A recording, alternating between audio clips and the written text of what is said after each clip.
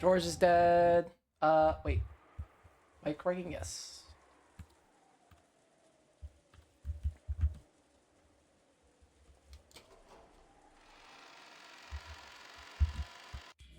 Letter. We love having a computer that's broken for some fucking reason. My computer's been acting up the past 2 months, and it's just been getting worse. And I need to take it to it. I need to take it to get fixed. It's really pissing me off. But I'm not gonna worry about it that much.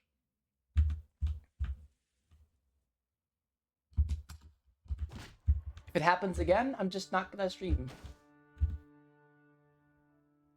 until I get the shit fixed, because elsewise it will drive me fucking crazy.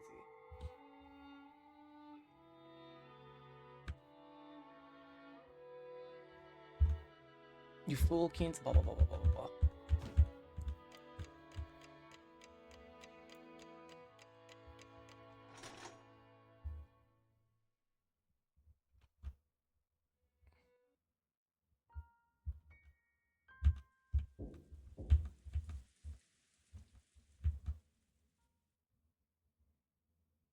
Yeah, I just need to just shut the fuck up and take this, get the computer fixed. I think after stream, I'm just gonna like try looking inside of it, but I don't really have any of the tools. I don't have any screwdriver I can use to really get inside it. So I'll have to find one, but it's freaking pissing me off because it's been like that for like 2 months, ever since I moved in here, basically. And I thought it was the power, and I tried rearranging all my power cords and shit, and that wasn't it. It wasn't the temperatures. I think my CPU is just fucked.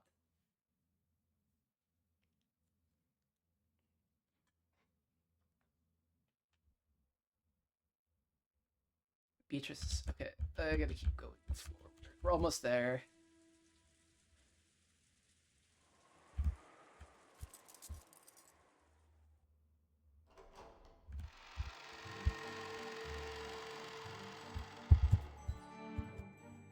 I'm just gonna click through this like regular.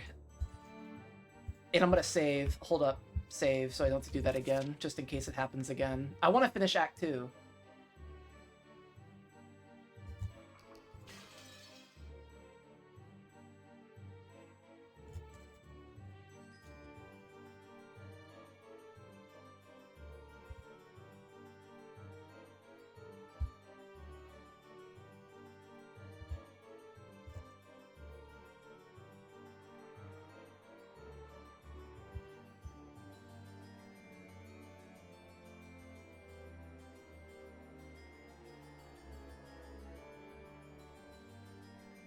Okay, this is around where I was.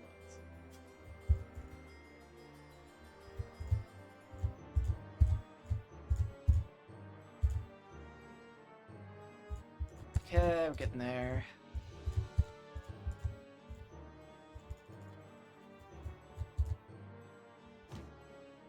So much I want to ask about the witch's true nature.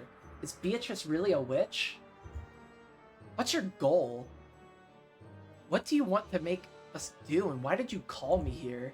Answer me about everything. Ah, be quiet. Do you think you'll get your answers if you ask?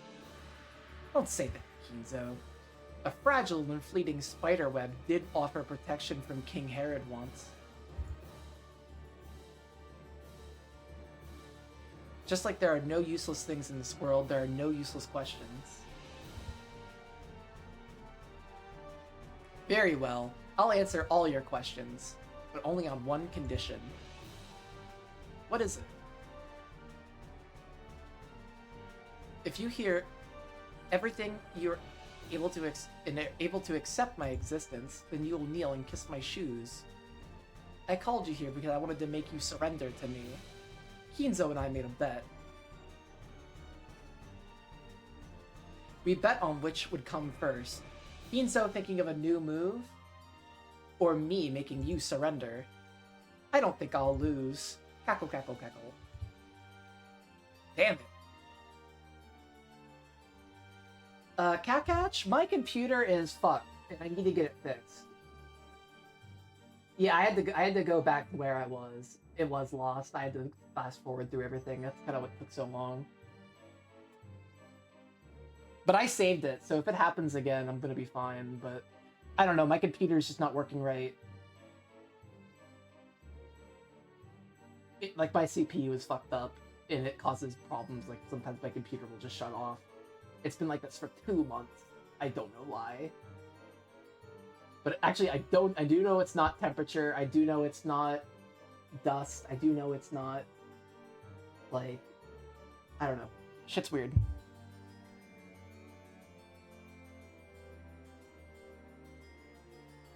Damn you, talking so tough.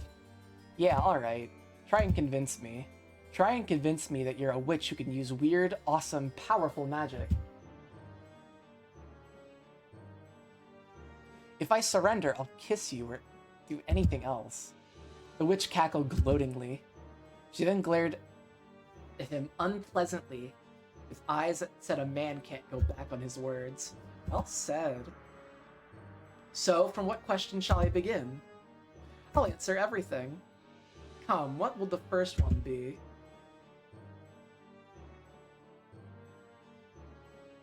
Oh, that's it. Then the witch started to tell everything.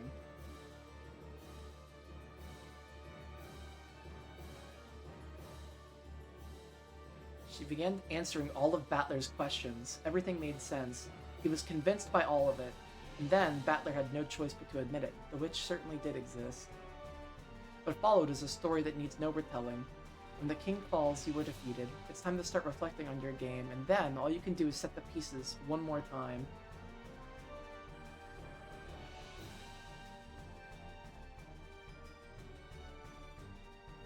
Ten. Second game turn result of the Golden Witch.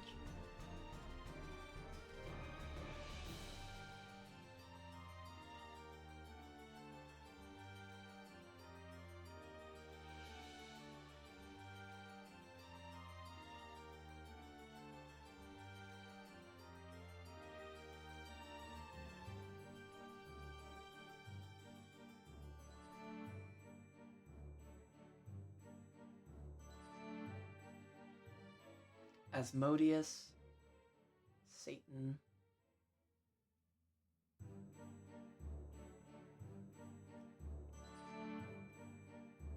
Mammon took Cannon, or Shannon.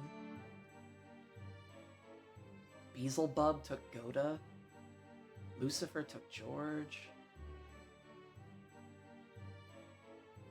Belphegor took Nanjo. Leviathan took Kumasawa. The witch Beatrice revived in the ninth twilight. She finally opens the doors.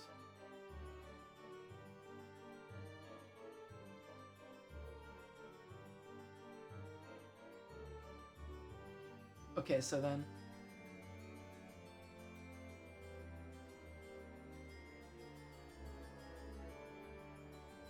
Okay, so Genji gets to the Golden Land. Battler, we don't know. The witch will praise the wise and bestow for treasures. She dead souls after all their desires. Kinzo chose the person he had loved and lost. Maria had chose the lost love of her mother. Genji had chose peaceful sleep. Sit peacefully, Beatrice. Let nothing disturb your slumber ever again. The winner of the Golden Witch Beatrice, because time ran out before any of the 18 solved the riddle of the gold. All 18 died, and the Seagulls cried, none were left alive.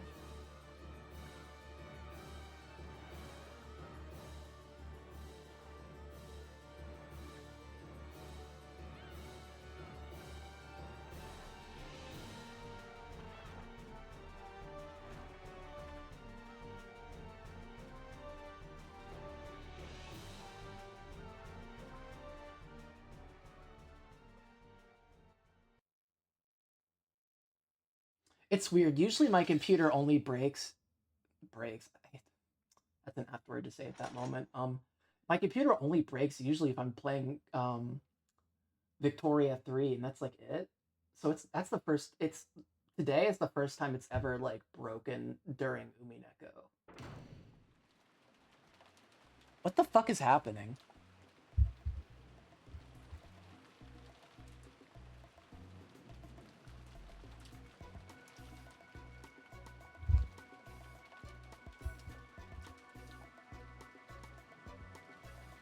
Where are you, Beatrice? Show yourself.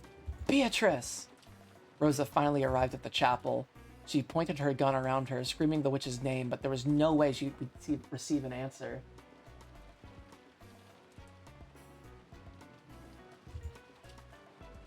After grimacing slightly, she noisily approached the table where her siblings' corpses still lay, stretched out her arm towards a gold ingot. It was very heavy, but Rosa didn't mind. She wrapped that one up in a blanket and threw it over her shoulder. At least just one. This alone should be worth 10 million. Without letting go of her gun, Rosa picked up the gold as well.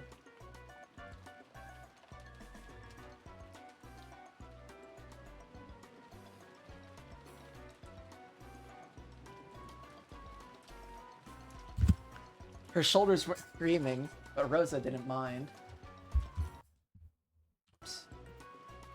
It will happen very soon. Oh, we're seeing Rosa and Maria's side of things. Okay, that's what's going on right now. Very soon the door to the Golden Land will open. Stop laughing at that creepy voice. Where's Beatrice? Yeah, I know she's around here somewhere, right? You know where, right? Where is she? I don't know. Even if you search for her, you won't be able to see her in the Golden Land. You'll be able to see her in the Golden Land. Ouch. Stop laughing like that. Almost makes me want to laugh. That's right. I was definitely a witch. Definitely a witch. I didn't understand. I thought she was a human calling herself a witch, but I was wrong. It really was a witch. I won't be fooled by something like that. You're there, right? Come out, show yourself. Beatrice!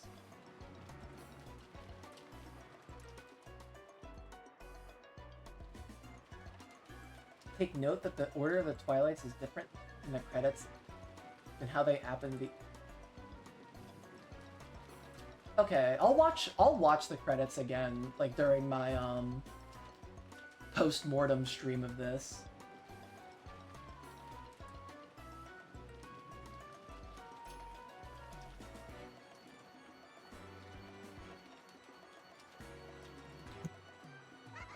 I told you, she'll appear very soon.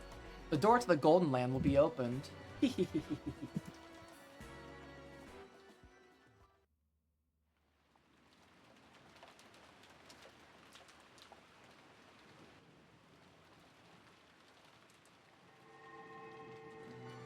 That's right. Isn't that splendid? I care not. I abandon that rook. You, woman, are a king that cannot be reached without any resolve, without the resolve to lose everything one has.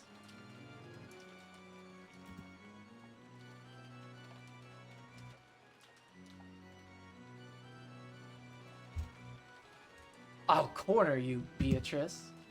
Ha! Hee ha ha ha ha ha. At least call me a queen. What a brilliant move. So your blood? No, the Ashira Mia blood is bad at giving up. How pleasant. What a truly elegant night.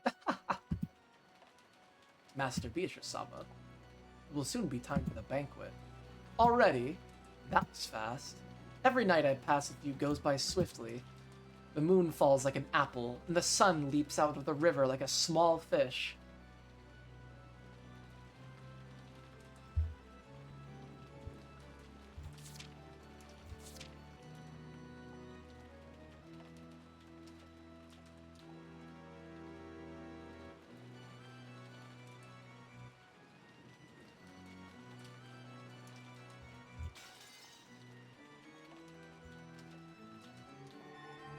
It is time, so let us go.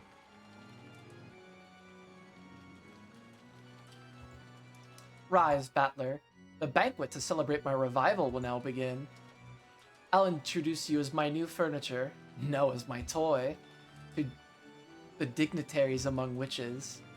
The witch was relaxing elegantly, her feet out from the sofa and resting atop a footrest. However, the footrest wasn't part of a sofa, but a human. Oh, is that Battler? Beatrice-sama, your silk dress. You are the guest of honor, but I am the host. I will go out first. It would be nice if Shannon were to help dress you, but unfortunately it seems she no longer remains. She's never around when I want to use her. An entirely useless person. However, you did well to remain here. I'm happy, my friend. I'm grateful for your words. Good. Wait downstairs, you two. Genji, good work. Set the dress down over there. Certainly. Well then, master. We will go first. Beatrice, I will see you later. Indeed. Way cool! Kinzo and Genji left the study. After that, the witch in the dress and the furniture remained. Do you know why I'm not embarrassed to show myself to you? What?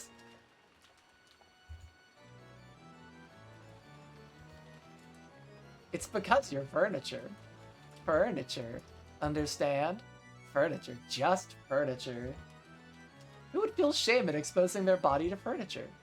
There's no need. Okay, She's not actually getting naked. Yep, she's getting naked. The witch rose and her jacket slipped off, just from her shoulders. After that, the jacket fell down to the ground with a thump. That's weird. When the furniture respectfully approached to pick up those clothes, the witch gave it a small kick and it fell over. The furniture was afraid of what misconduct it might have shown. Do you, as furniture, plan to force me to unbutton myself? Stand. What the fuck is this? One by one, with care, quickly, gracefully, with no mistakes. Guests are being kept waiting, so change my clothes quickly. Yes.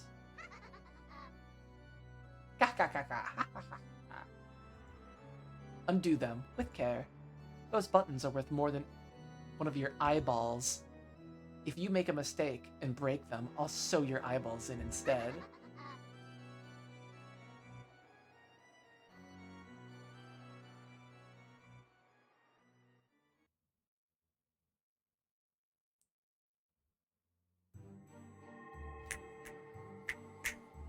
The entrance hall was bustling with a crowd of shadowy people, and it sparkled with the gold butterfly. Beatrice is obsessed with sexuality. She kind of is, yeah.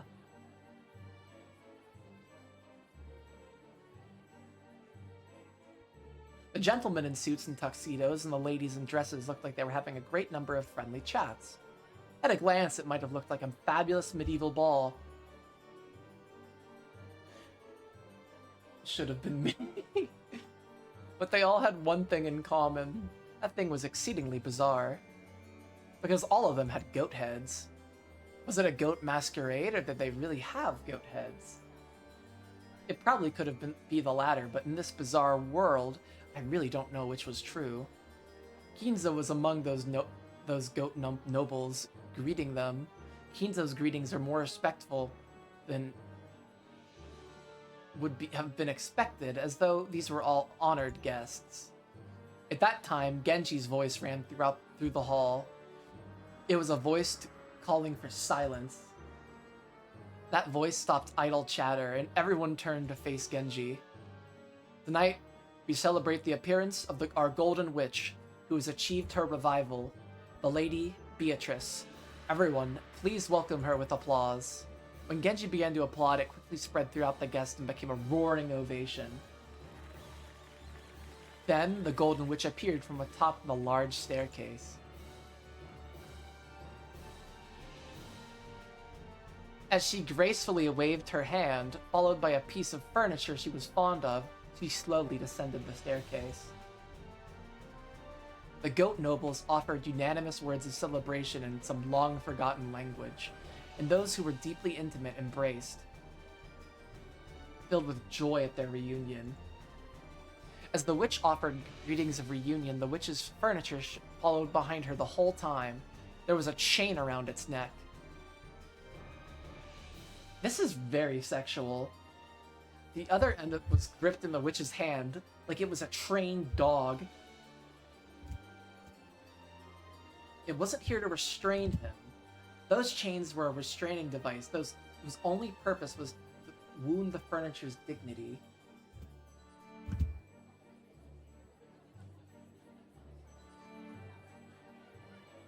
Is that the only thing he's wearing?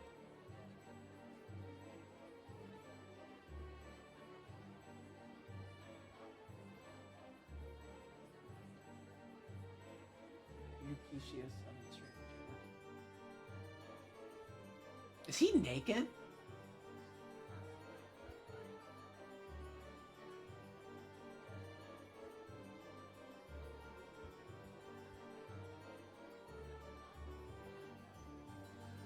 One of the young woman goats mixed in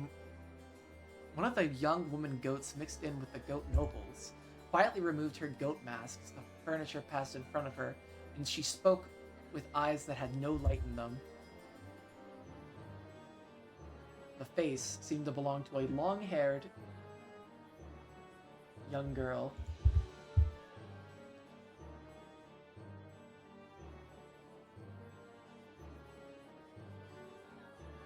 Oh, he is naked.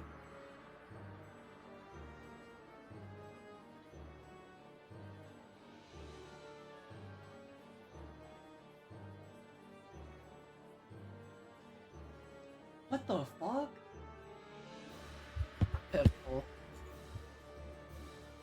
Oh, Lady Berncastle. Welcome. Do you like my furniture? That's a nice hobby. After saying only that, the witch called Berncastle once again put on her goat mask and was swallowed up by the shadows of the other tall goats. Sore loser. She's ticked off, isn't she? You're not wrong.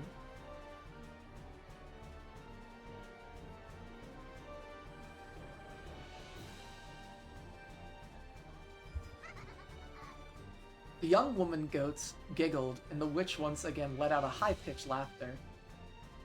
Thank you for gathering here for my sake. Why don't we all enjoy the fullest this banquet of the witch, where old friends have gathered from past and present, east and west. Come, we will eat all night, drink all night, slurp all night, shoot a bits all night as we enjoy ourselves. Look at the clock as it marks the ending hour and the beginning of our melt together. Come. Let us begin the banquet of the witch. Yeah, it's the next day. Come, now this is the time.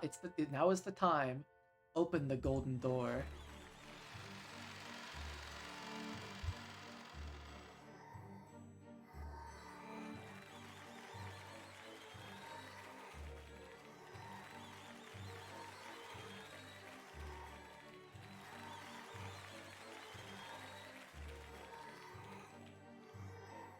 All at once, the butterflies leafed in gold flew all around the inside of the room. Amidst the gold storm and the brilliant colored light, the barriers between this world and another was cut open. Surrounded by the goats' delighted voices, the mansion of the human world, the mansion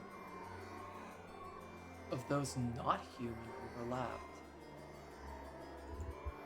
And members of the household who praised the resurrection of the Golden Witch scattered into gold butterflies and poured out of the depths of hell. It was a golden tornado, a rondo of gold demons. Come, tonight we will put aside rank, throw open the wine cellar, drop the snake's head into the liquor pot, throw cows and chickens into the furnace alive, drink and eat and sing and dance, smear and kill, desecrate and degrade. Ah, Beatrice, take me to the Golden Land now. To the Golden Land. Oh! The goat nobles were suddenly crushing in around Kinzo, almost like they were kids demanding a signature as some famous movie star. There were only two differences. First, these were witches, not kids. And second, what these witches demanded was not a signature. A sea of goat nobles began to drown Kinzo. Only Kinzo's laughing voice echoed throughout the area. What the fuck is that? It was a grand mixture of laughter and his death throes. And Kinzo became wine and meat and bread. An aroma if slurped, a rich taste if gnawed, and pleasant to tear to bits. The sound of his death throes lingered on sweetly, as if adorned with melted chocolate and golden argent, it would make a wonderful dessert.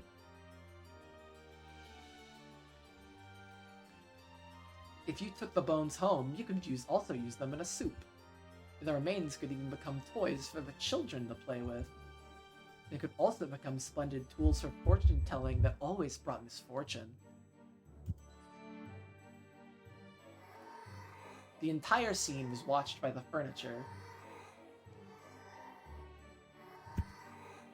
It was all fantastical. It was all demonic. Was the quaking of its supposedly paralyzed heart proof that it could still feel fear?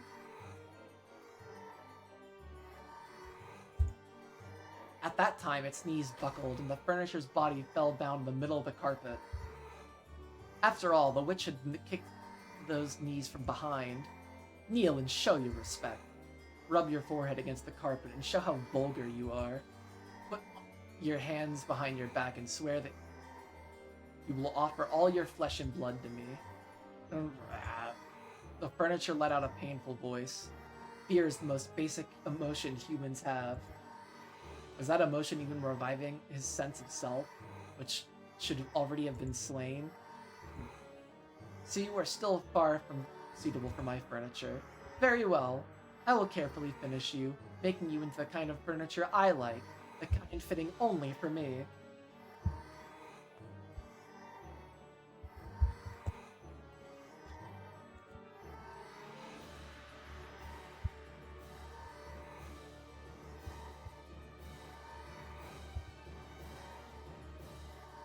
George relationship drama? Battler naked on a leash.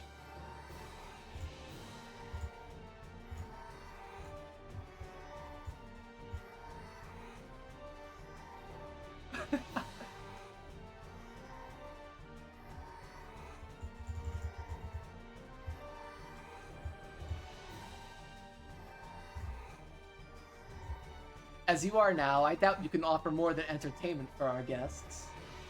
The goat nobles were surrounding the crouching furniture. It seems their blazing, blood-red eyes couldn't hide their ecstasy at this new young food they'd been given. And from the ugly teeth that stuck out of countless mouths, saliva, or maybe the traces of meat and wine they'd just eaten dribbled down. Eek! As the furniture let out a wild scream, it retreated, still sitting on its backside. But the circle of goat nobles was closing in. Then, the furniture looked at the witch's face. It had surrendered to the witch, so believing that the witch would show some compassion, it stared at her face in the end. But there was nothing but scorn on the witch's face, and she wasn't even facing the furniture anymore. The witch went off to greet an honored guest with whom she had crossed gazes.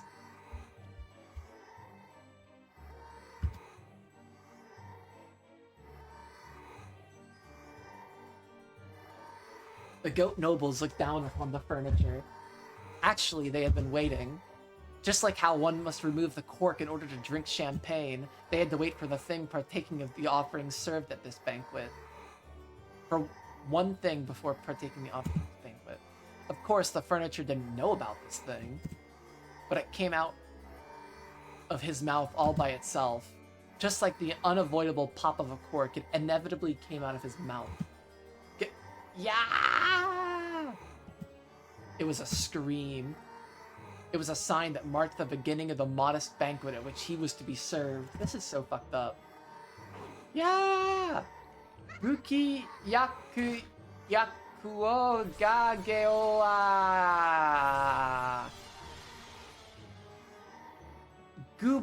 Gabu bogya guki boryu.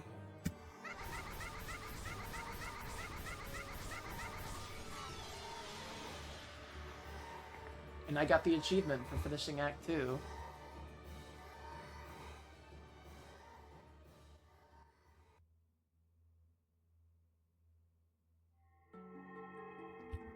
But it's not over. By now, the garden was one of both roses and gold. A gold-colored garden where gold butterflies, gold fairies, and gold lizards rampaged and flew about wildly. Maria, quickly! Run!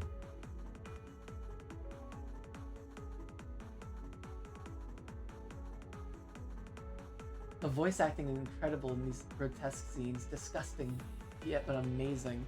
Isn't it? Quickly, quickly, quickly!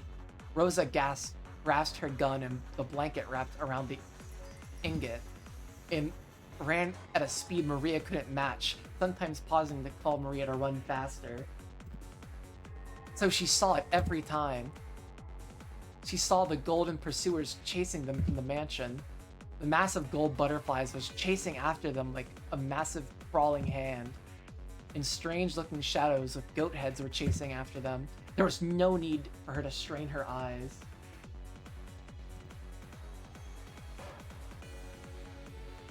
There was no need...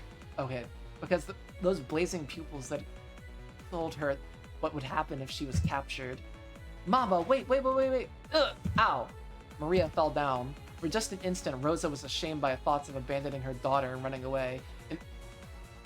And at the instant her feet touched the ground, she ran back. The goat head that had sprinted over to get the first bite grabbed hold of the back of Rosa's own child hair and pulled. Mama! No! Rosa ran into the goat's head with her shoulder spun, bashed the back of her elbow against the goat's jaw, and buried her knee deep into its protruding chest.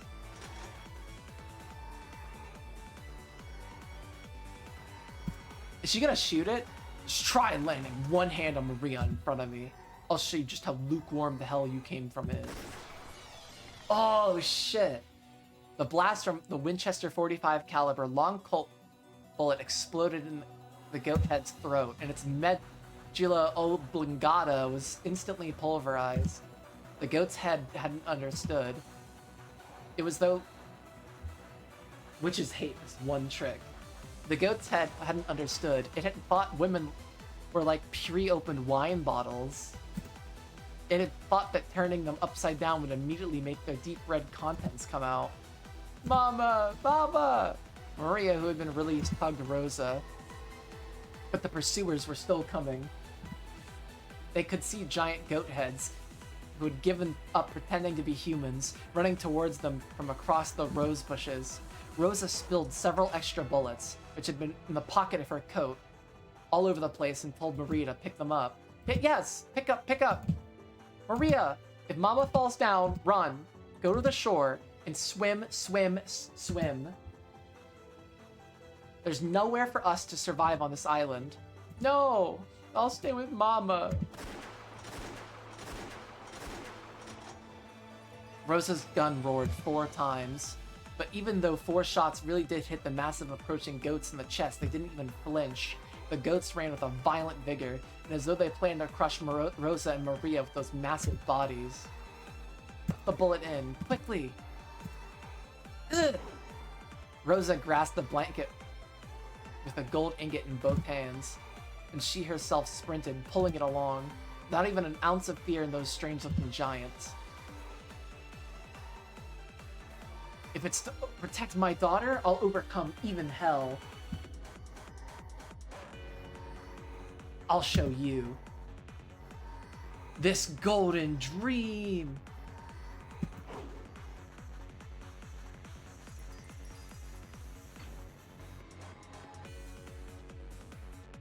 Rosa roared.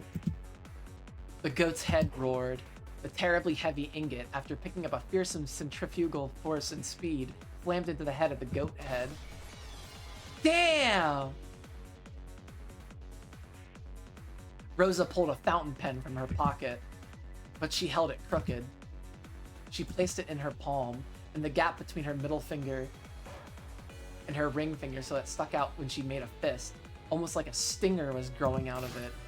The stinger sliced in the left eye of a goat head as it fell over. Was the goat head's roar a scream? But Rosa's roar was different. She pulled back her fist and slammed it into the fountain pen that had been sticking into the goat's eye. The pointed tip was gouged into the depths of its head.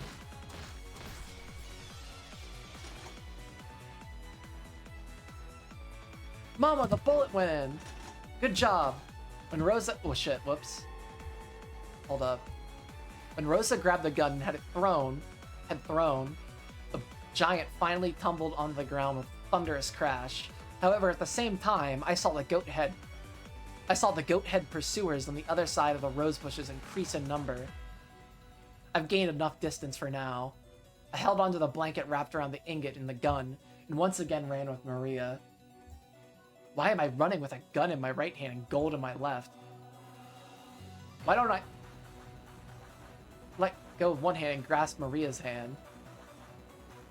I can't let go of the gun that protects my body. I can't let go of the gold that protects my future, but even so, I've let go of the hand of my daughter, the one who is my future. Run. Run, run, run. She got out of the rose garden and began to run down a staircase through the grove of trees. But Rosa knew. This path through the grove turned and twisted many times and seemed to be long, so she soared straight through it. She had played here often since her childhood years, so she knew. To the beach, to the beach. To the sea, to the sea, to the sea.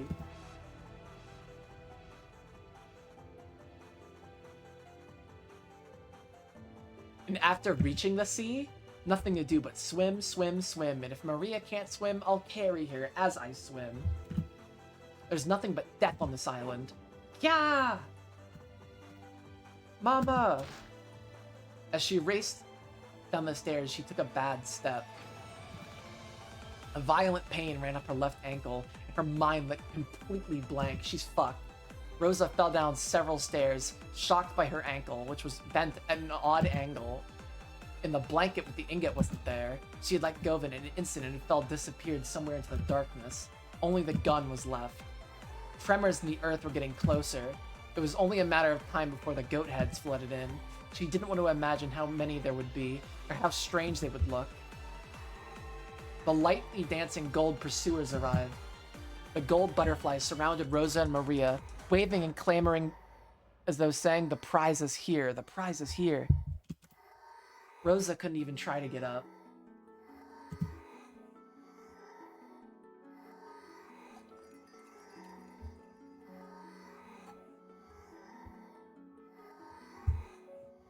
The violent pain from her broken ankle was so great that she couldn't ignore it, even in her last moments. Wow, what am I doing? I had the gold, which would have been worth several million yen. I may have been able to start over with that. Yet I fell, lost it, and now my life is in danger, and Maria's too? What has my life been? I was born into an incomprehensible family, with irritating older siblings since the day I was born. I do.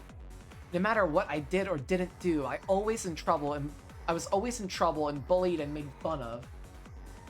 What has my life been?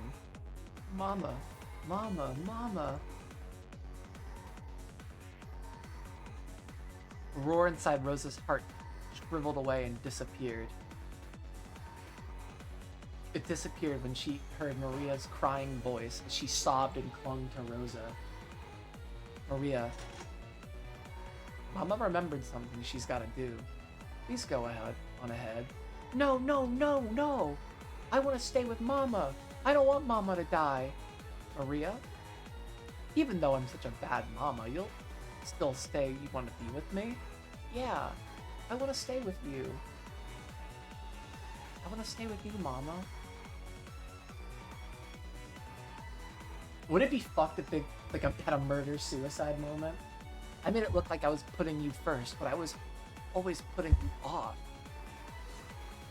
I went to your athletic meet. I went to Parents' Day. I was always thinking about how I appeared to the world, and you were never in my eyes. Are you saying that you want to stay with that kind of mother? Even though I've been such a bad mother? Hey mama, did you know? You're my only mama in this world. There's no good mama or bad mama. There's just one mama. So I don't need any other mama in this world, and I want to be your one and only Maria. The Maria you want to spoil when you're in a good mood. And the Maria who's a nuisance and you don't want to be around aren't different people. There's only one Maria. It's only... So the scary mama and the nice mama are the same. To me, they're my one and only mama. You see this?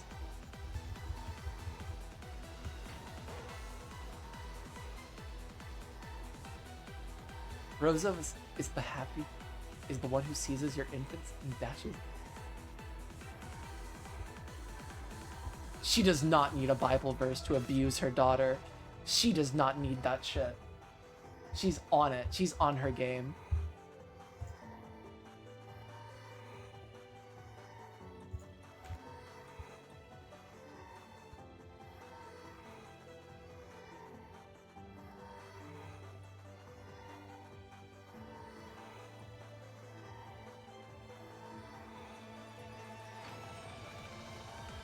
Amazing. I didn't need gold. If I just pulled you by the hand, I was such a stupid mama. At least they kind of reconciled a little bit first. The shadows of the goats covered the sky even more thoroughly than the trees of the forest. Their roars blotted out the world with fear. Rosa, still hugging Maria, readied her gun with one hand. Maria, let's go together. I'll never leave you. So let's always stay together so that Mama never gets lost. Oh god, I think they might actually murder-suicide. Yeah, we'll be able to see each other soon. We'll be together forever. We'll be able to see each other in the Golden Land. And then play together. Play with the wolves and sheep. Mama hasn't solved hasn't solved more than one of the puzzles. I've solved them all. I'll be the riddle giver. She had bought it as a birthday present, and then hadn't played with it. After the first day.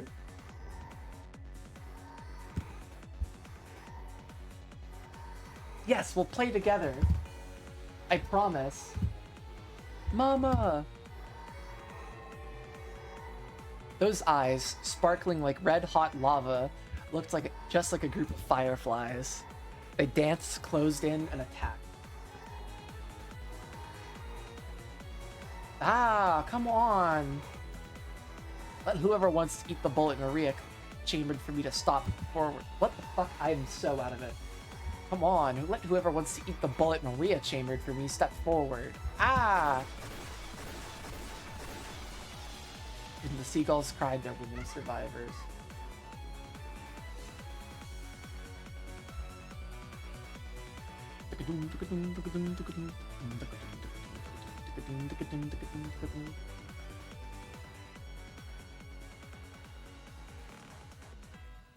That's it, I think.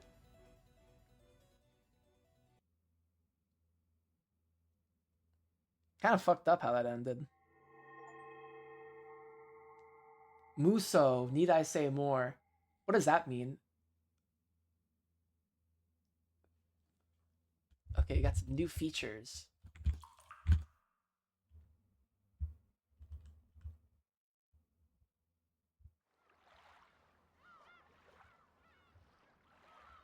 Probably another tea party and another question mark thingy. Yeah. But I think one's gonna appear after the other. Did we get our episode 2 tips yet? No.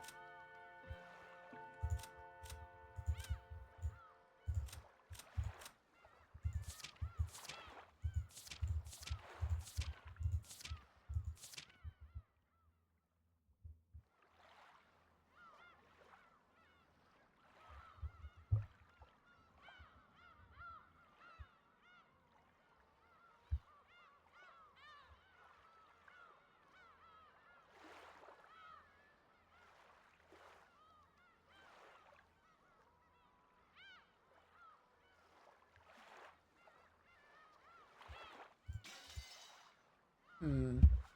Okay. Tea party time.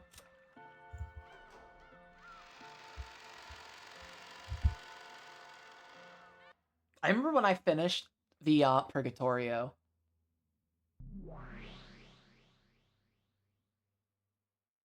I remember when I finished Act 1. Um, I had so much fun reading the Tea Party. That was like the most fun I had to probably read in the game.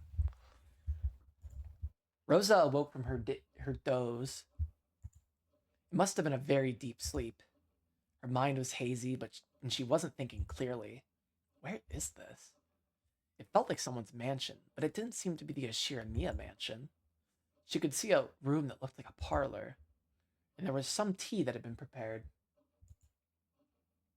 It probably had been made for her. Around the room, some glitter that looked like gold leaf drifted about, making the scene look quite fantastical.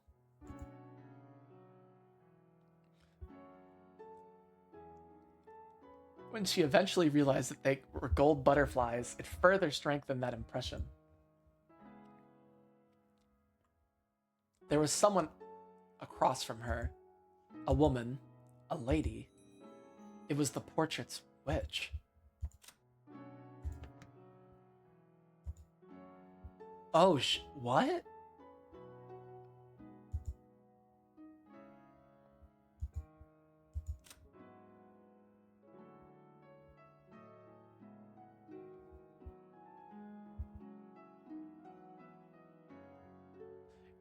In the Golden Land, she learned that her mother still truly loved her, at least for now she is satisfied. In the Golden Land, she found a treasure more precious than gold. However, it lasted only a brief time.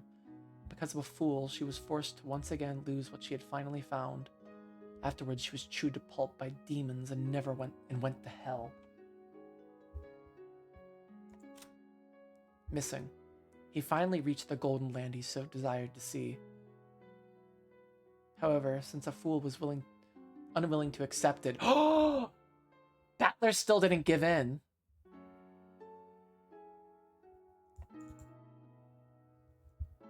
I think Battler still didn't give in spite of everything. Even so, he was probably happy. After all, he managed to be reunited with the Golden Witch, if only for a brief time. Afterwards, he was crushed to bits and eaten by demons and went to hell.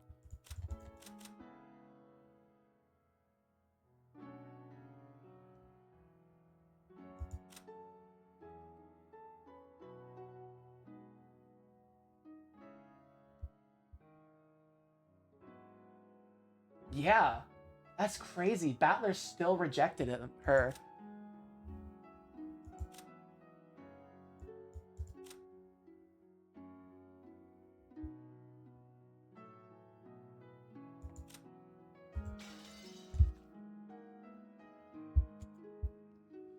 She seemed to be having a one-sided conversation.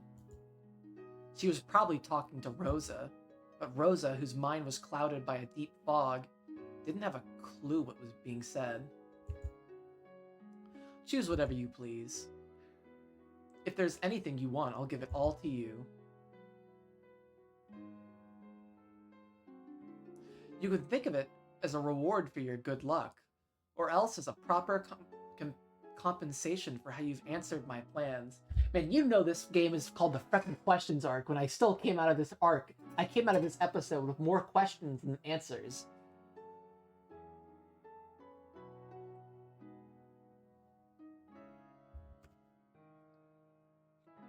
It may have been a truly trivial matter from your perspective. However, the deal was important enough to me to be deserving of this reward.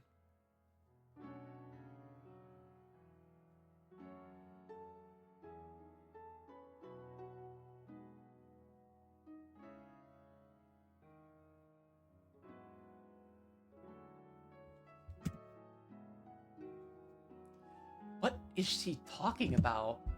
I don't know. I don't know. It's just that I am very much a witch. Perhaps you'd best ask for something only a witch can give you. What a rare chance this is. To actually receive the favor of Beatrice the Golden. Me.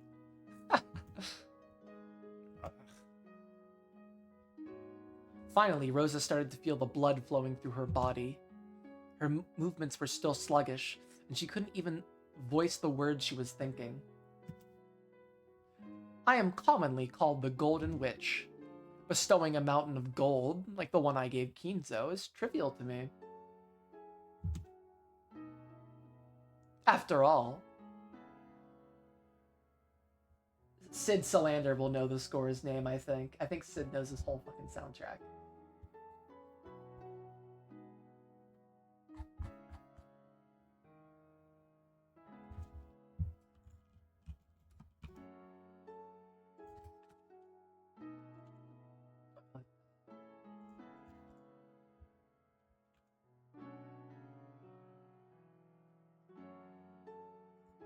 Therefore, gold is no more or less the manifestation of the human world's pleasures.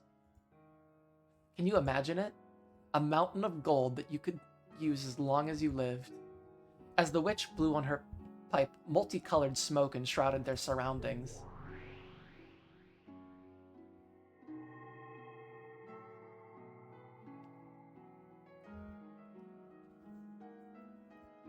As she did this, the inside of the parlor was suddenly filled with stacks of gold ingots. It looked like a shining gold-colored wall. If each ingot was worth several 10 million yen, how much would all of this be worth? It seemed sinful to even think of such a number. However, the human world is difficult. I know there are some things that cannot be settled, no matter how high into the sky you pile up gold. I know there are cracks that cannot be filled. I won't make light of that, which is why this is a gift that only a witch such as I can give. Why don't I fill those cracks for you? Yes, how about this? It's something only I can give. You should be very happy. No need to thank me out loud. I can tell right away. It's written on your face and in the corners of your heart. Rosa felt a touch of discomfort at this witch, who kept talking, even though Rosa hadn't uttered a single word.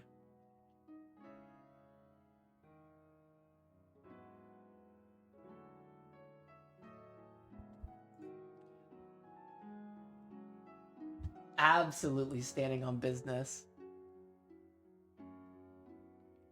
Sid's goated as fuck.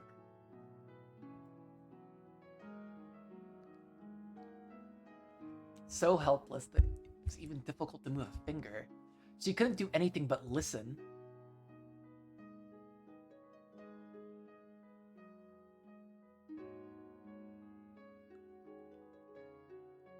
How far must deep wounds in your heart recede before they can be healed? This is deep, quite deep indeed. Sometimes wounds close up while a fragment of foreign matter remains inside. Even when such a wound appears to have healed, they continue to throb for all eternity.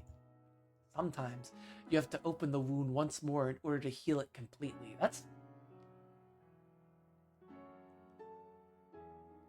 Damn, that's actually kind of fucking deep as shit.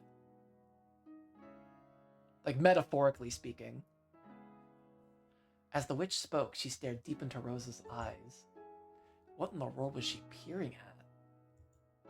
Rosa felt uncomfortable, but she couldn't look away. So your pain has already faded.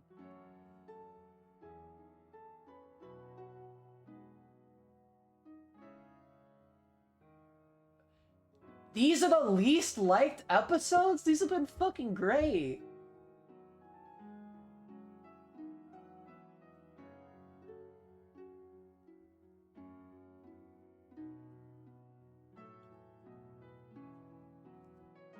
I'm such a Disco Elysium snob.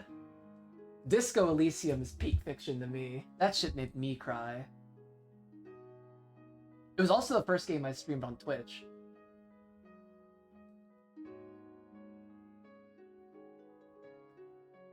The first game I finished on Twitch. It wasn't the first game I streamed on Twitch. I think I streamed Dwarf Fortress as my first stream.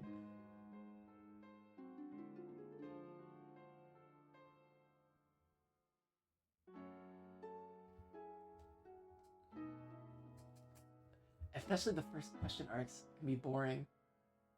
I don't know. I think this has been fucking great. How heartbreaking. You don't have to say it. I understand. I understand.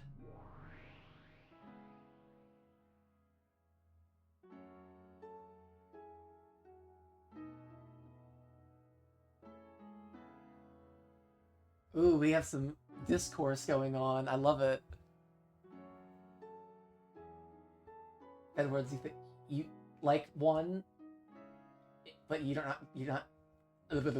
Two is a little low, my lowest. Four is love it or hate it. Three is pretty universally loved. Yeah, I was talking to somebody on Twitter, and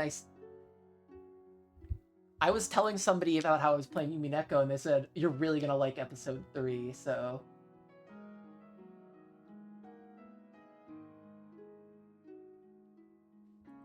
Rosa was gradually being sucked into the witch's eyes.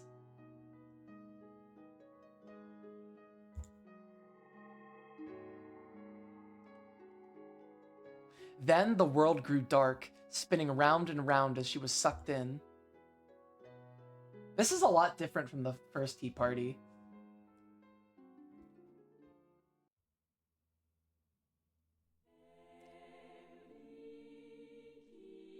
This feels like I'm playing BioShock Infinite, and you're in that scene where you're getting baptized after you depart for Columbia for the first time.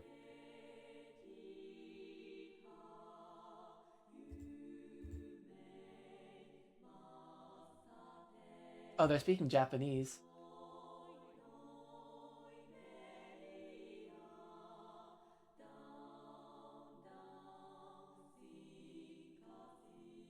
I hope I'm not wrong. I'm so, like, there's too much executive dysfunction going on in my brain at any given moment.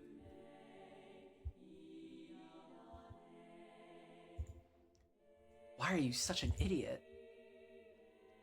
Oh, that's Kraus Nissan's voice.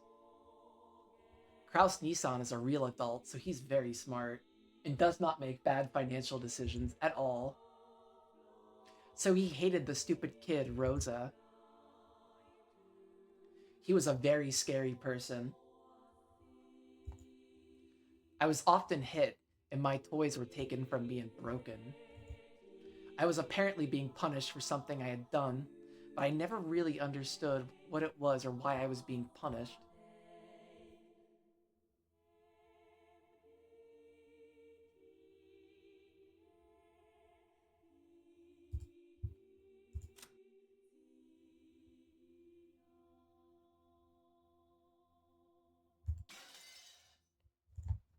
I was always punished suddenly, and then later told what the punishment was for in a forced manner. But I but it always was something I didn't remember doing. Damn, she got gaslit by Kraus like fucking crazy her whole life. So I really hated Kraus.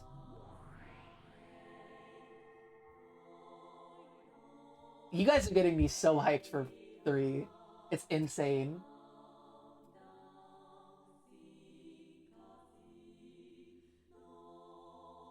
Rosa, Rosa, why are you such an idiot? Oh, that's Ava. Ava Nason is a real adult, so she's very smart. I feel like the main characters of this episode were definitely like Rosa. Rosa got a lot of time. Shannon, kind of canon.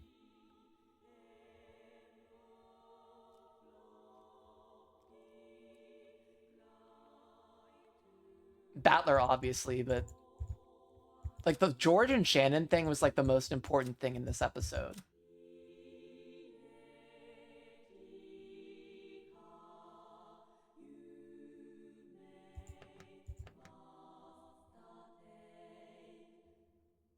I think it's kind of a cool parallel because like the first episode,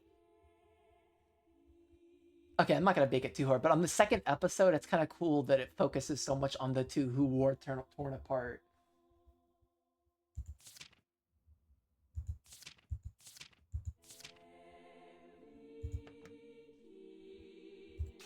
God, this music is so good right now. I'm just chilling. She's very smart. So she hated the stupid kid, Rosa.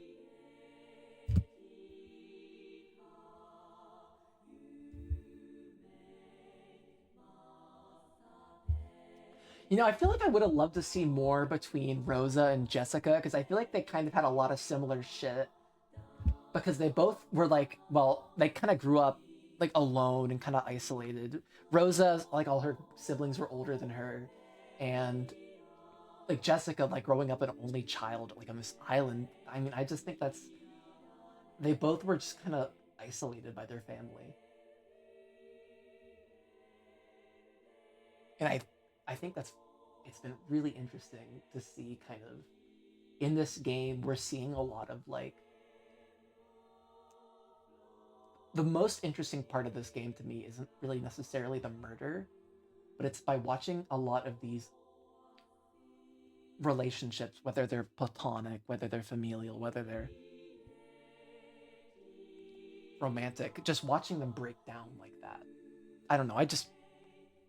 We're just watching things break down, but we're also seeing these moments that are like super, like wholesome, super sweet. It's great. It's peak.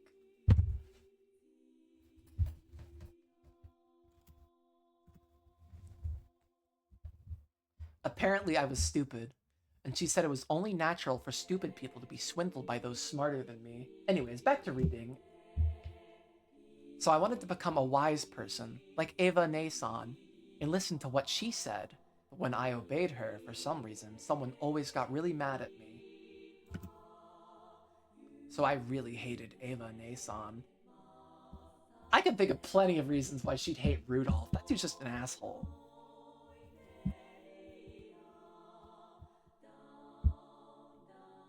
Oh, that's a cool fact. They're a social worker.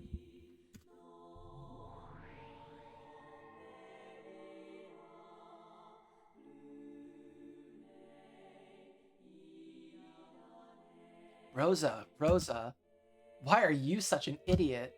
Oh, that's Rudolph's voice. Rudolph Nissan really knows how to get things done. So he hated that the stupid kid Rosa.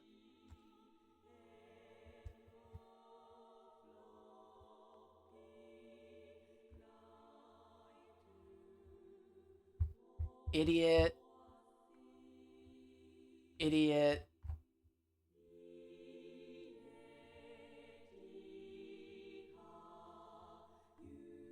When Kraus Nissan was around, he would be friendly with Kraus Nissan. When Eva Nason was around, he would be friendly with Eva Nason. And when Kraus Nissan wasn't around, he would be violent. Oh, like Kraus Nissan. And when Eva Nason wasn't around, he would play dirty like Eva Nason. And even though he was bullied most of the time, he was also bullied most of the time. When Kraus Nissan and Eva Nason weren't around, he gave me two people's worth of bullying. So I really hated Rudolph Nissan.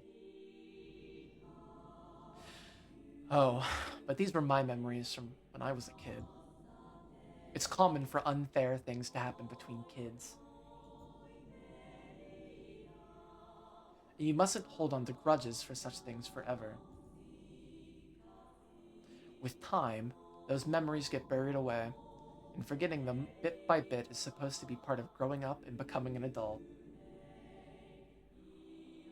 That or they'll eat you up while you're sleeping. All night. You can't sleep.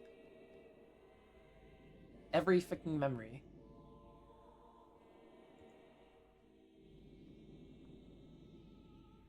So becoming an adult is the same as separating yourself from all those memories. You know, I really disagree with that. And because of that, no matter how much time passed, Rosa couldn't become an adult. Even though she had been blessed with a daughter called Maria and was called a mother, she didn't at all feel like she had become an adult. The witch pitied her for that, and she smiled, saying she could heal that pain herself. How can I heal you? It's possible, but not easy. I might rewind time and give you a world where you have no older siblings. I'm still a little confused as to why Beatrice is offering Rosa this. She said she did something for her, I think?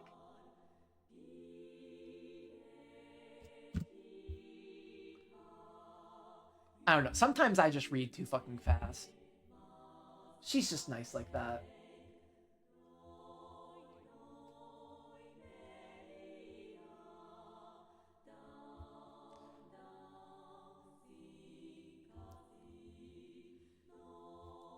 But that way, your memories of being hurt by your older siblings wouldn't remain. And in that sense, you might call it a gift. You wouldn't be able to accept it. A person is only satisfied when their starvation is healed. But if you make it so they never starved in the first place, none of them will thank you. Yeah, see, Beatrice is cool. Just like how there are no young people who give thanks for their daily gluttony. Understand? I think she's telling me something really complicated. In short, even if she makes it so I never had older siblings, that wouldn't remove my pain. Maybe that's what she's saying. Or maybe she's trying to say that you can only grow from that pain.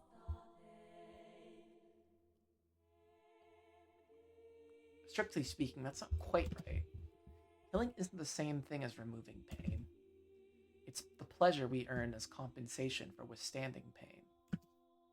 Therefore, removing pain isn't healing.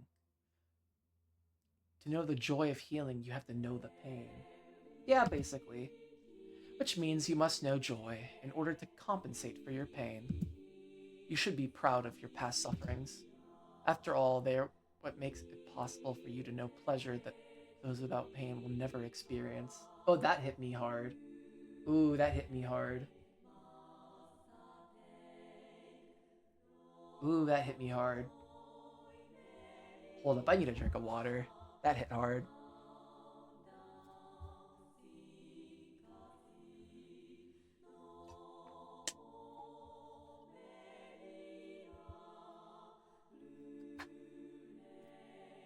Those who experience this pleasure cannot help but pass on the same joy to others.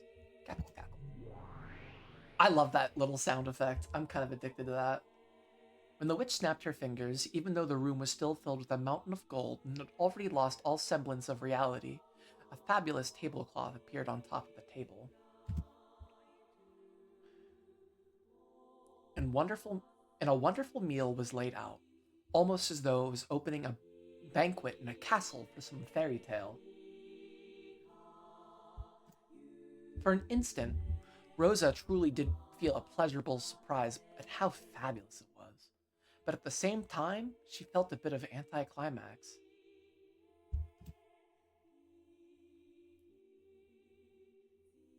Wow.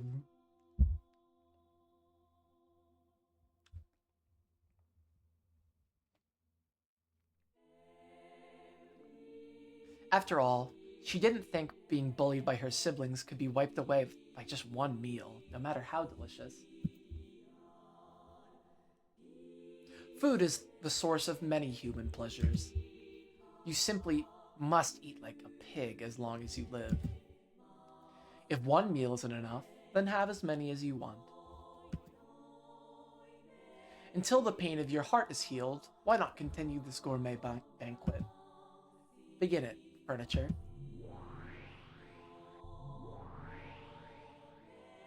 As the witch clapped twice,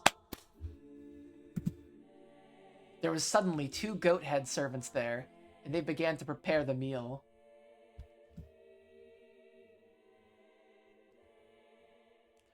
From the beautiful dishes adorning the table, they efficiently took some food and began to pile it on Rosa's plate.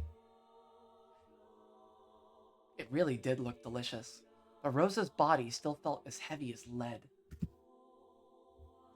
And there was no way she'd be able to eat. Maybe they also understood that. The goat head servants tied a napkin around Rosa's collar and gallantly brought a glass of before dinner alcohol to her mouth, tilting it for her. She remembered an old servant who had once carried rice porridge to her mouth when she was laid up with a high fever. She couldn't drink it well, and it dripped down from her mouth, but she felt the fragrant sweetness spread throughout her mouth.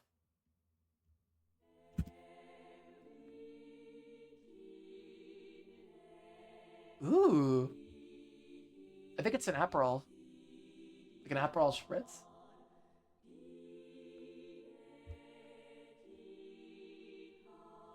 No, I'm not. I'm definitely wrong about that. I think that's a. I don't know enough about that shit. I just drink beer. I'm just gonna shut up. Bury the lead. It's a sweet aperitif of noble rot German made wine. A wine cocktail of white wine mixed with a crimson golden drop. Ooh. There's this liquor I always really wanted to try. It was called it's German. It's called Danziger Goldwasser. It's got little gold flakes in it. It just seems cool. I would definitely drink the fuck out of gold flakes.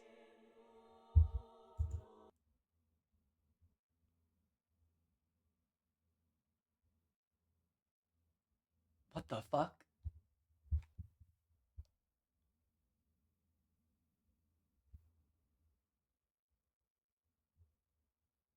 Oh shit. They're eating Kraus. She's eating Kraus.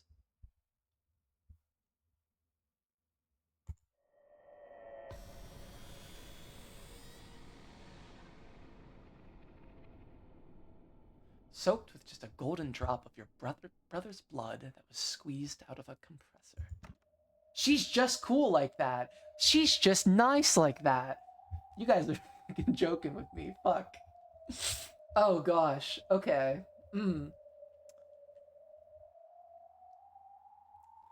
Rosa coughed violently, and the bright red that stained her face made it look as though she had coughed up blood. You know a lot about black tea, so you should know what it means, right? Golden drop refers to the last drop in a drink.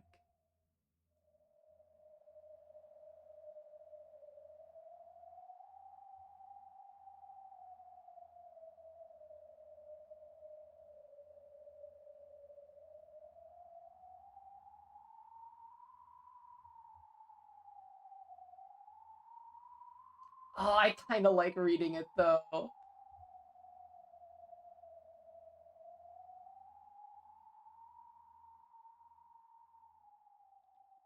Can I turn it off and just read it myself?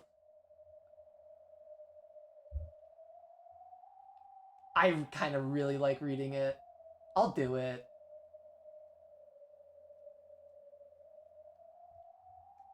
Can you like DM me the link for that so I don't forget? Because I'm just such a scatterbrain. I get so lost in shit.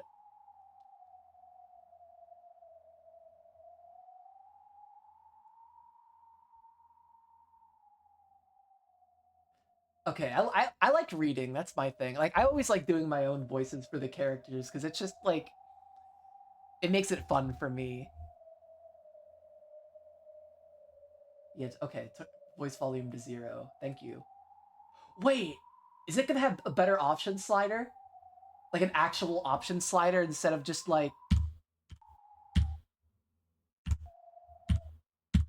Does it have an actual volume slider? That would make me so fucking happy.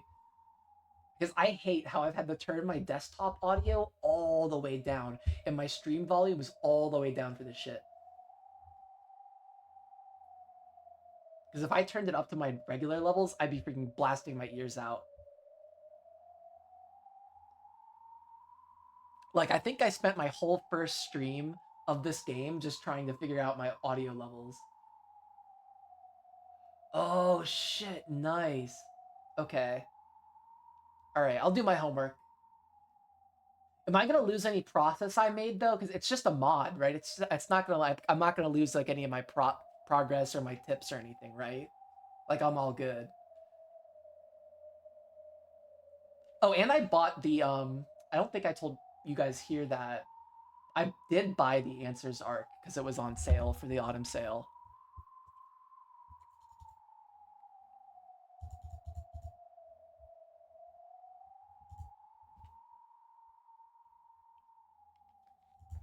It's called the most precious drop in black tea. Oh, I didn't know that. So a golden drop of blood is the same. The last and most precious drop of blood squeezed out of a human. Okay, I won't lose anything. That's great. We squeeze it using that.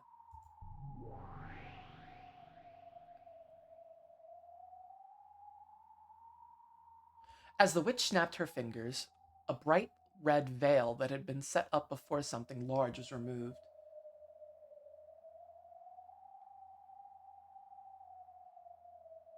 How do you stop playing after only half the game?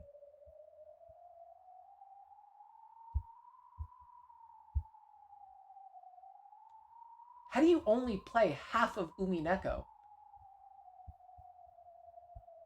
I'm 50 hours into this. I'm going to finish this.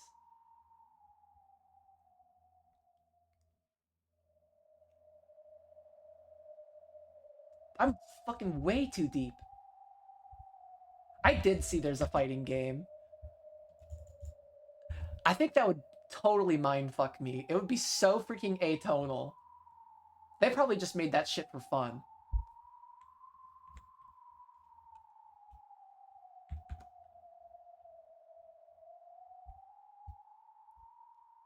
I've been good at like one fighting game my whole life. I was only ever good at Smash. Everything else, terrible. Okay. The solemn and massive machine there was just like a coffin for a large-sized person with many large bulb-like things stuck to it. It looked like a sinister torture device.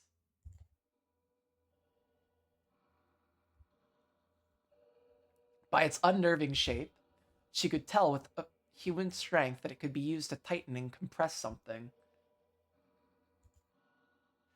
And it seemed that there were still some squeezed dregs remaining because of the bright red remains that stained it. But you can't take more than one golden drop at once.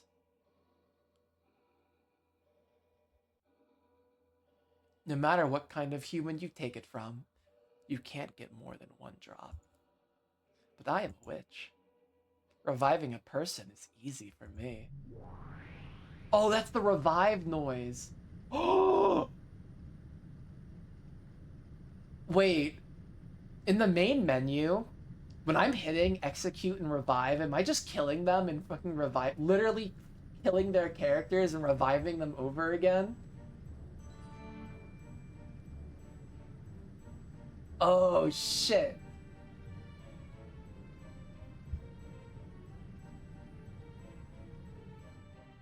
Like, I wasn't just reading the text for fun to, like, see what it said. Like, I'm actually killing them. I am Beatrice.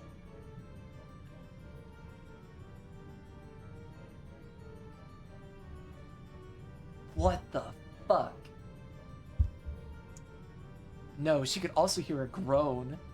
It looked almost as though someone sleeping in that man-sized coffin, woken up, was now struggling to get out.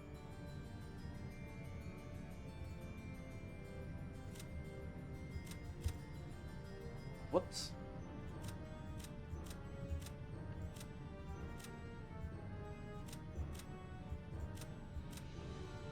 It's kind of interesting that all of Kraus's children have like names a German person could have. Klaus. Well, that's not like I don't think Kraus is a first name. Eva, Rudolf, Rosa. I don't know. That seems weird to me. But then Beatrice is an Italian name. I guess Rosa is too. Never mind. I'm just talking out of my ass.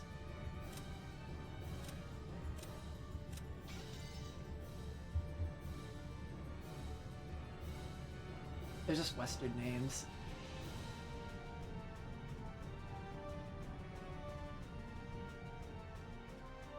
Had woken up and now was struggling to get out. But that was wrong. What was inside definitely had been squeezed dregs. Using her magic, the witch had once again revived the squeezed dregs to how they'd been before they were squeezed. 3 goat-head servants with muscular physiques approached the compressor and forcefully started tightening the large bulb. As they did, an unearthly moan came from inside the coffin. Rosa thought she knew the owner of that voice.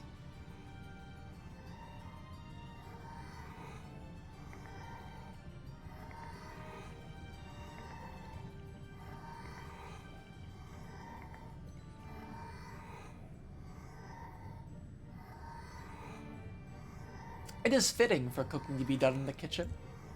Enough. Stand back.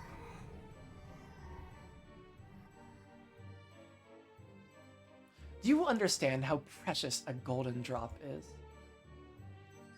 To have it stained this crimson requires that several dozen people's worth be squeezed.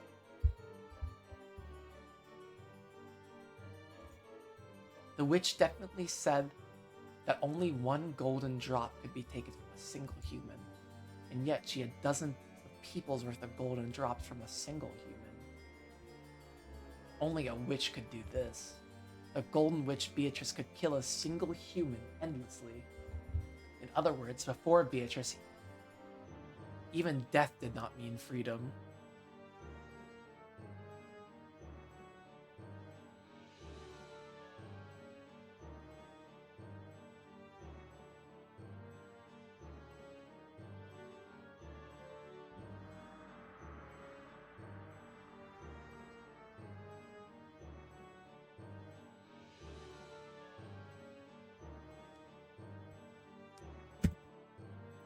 Do you need me to put it a different way?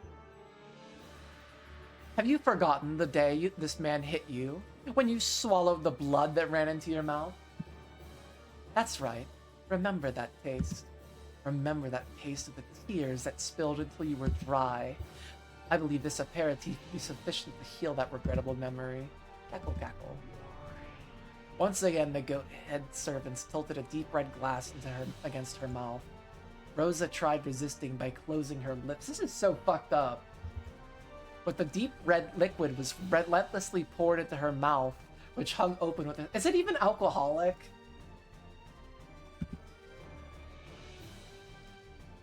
Yeah. It definitely was a fragrant sweetness. A living blood of her brother had given her such hateful thoughts and made her soak her pillow. What? Oh, with tears. Had been collected from his death, repeated dozens of times. How could the crimson stained wine not be sweet? Okay. But Rosa tried to spit it out. Because of that, the deep red wine that spilled out of Rosa's mouth looked just like a blood stain. It's blood. There's blood in the box. Now that she knew this ghastly substance wasn't a simple aperitif,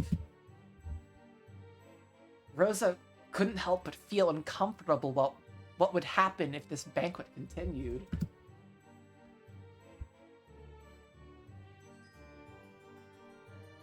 I'm getting hungry. That is a double-tongued salad made from vegetables in season. On your 9th birthday, you made a wish you'd get someday to chew this to bits. This salad made from Ava's tongue. When Rosa heard the true nature of the pink-colored meat piled up on the salad, she had a sudden impulse to vomit her guts out. Furthermore, the goat servant stuck a fork in it and carried it to Rosa's mouth. This is so fucked up!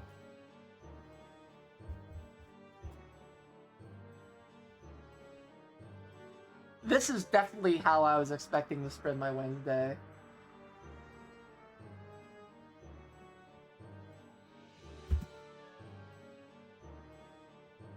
How does your double-tongued sister taste? It must be quite soft and enchanting, right? Cackle, cackle. It probably would be quite sweet, soft, and enchanting in her mouth. After all, Ava lies were always sweet, and young Rosa had always listened to them.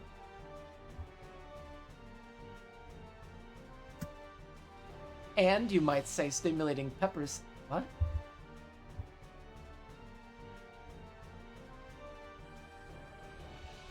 And you might say the stimulating pepper seasoning expressed the truth behind those lies as well. Yeah, I love pepper, real talk. As the tongue salad kept being pushed into Rosa's mouth, was covered with saliva, she spat it out. But the goat head servants carefully returned it to the plate and carried it over to Rosa's mouth over and over again. It goes without saying, but I made this salad liberally using 5 of Ava's tongues. You can't get more than 1 tongue out of a person, but I can get them over and over. Cackle, cackle.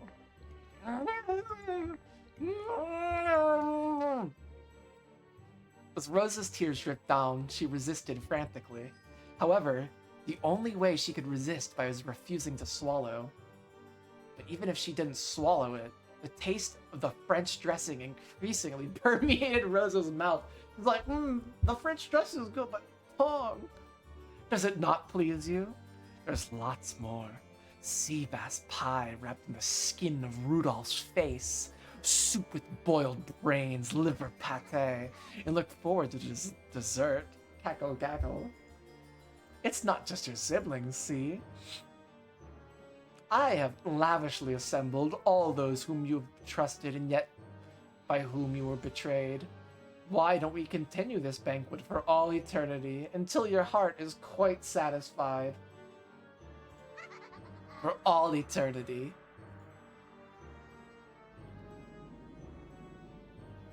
You're happy, right, Ushira Mia Rosa? Don't pretend you hate it. I know you're actually pretty happy, Kay. If you want to laugh, then do so. If you won't feel better until you've heard a raw performance of your annoying older sibling's screams, I'll let them hear them as much as you like. Fear not. Your reluctance doesn't trouble me. That's just your personality, right? On the inside, you're actually so happy that your skin is crawling all over. And yet on the outside, you're merely pretending that this causes you pain, yes? It's alright. Here, there's no need to worry about honor or your public image or anything. So laugh as much as you want and chew it to bits. Isn't this the best banquet, Ushira Mia Rosa?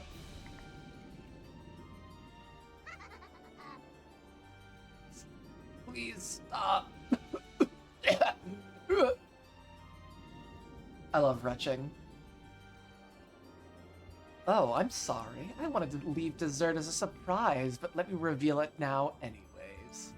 Maybe that would be enough incentive for you to eat it up the full course. What the fuck? Okay, hold up. This is fucked. You can't eat children in a video game. You can't fucking do that. Bethesda would never allow this. This is so fucked up.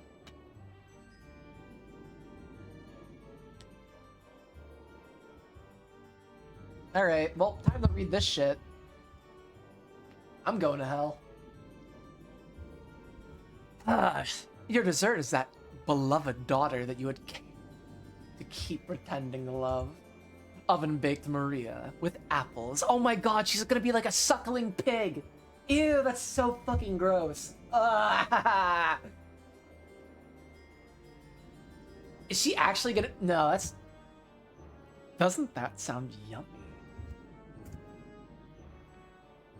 Once you eat this, you will be released from everything. Freedom, you see, freedom! Finally, Rosa will gain freedom as an individual person. Aren't you happy? You should be happy. Drool is hanging from your mouth. Just try looking in a mirror.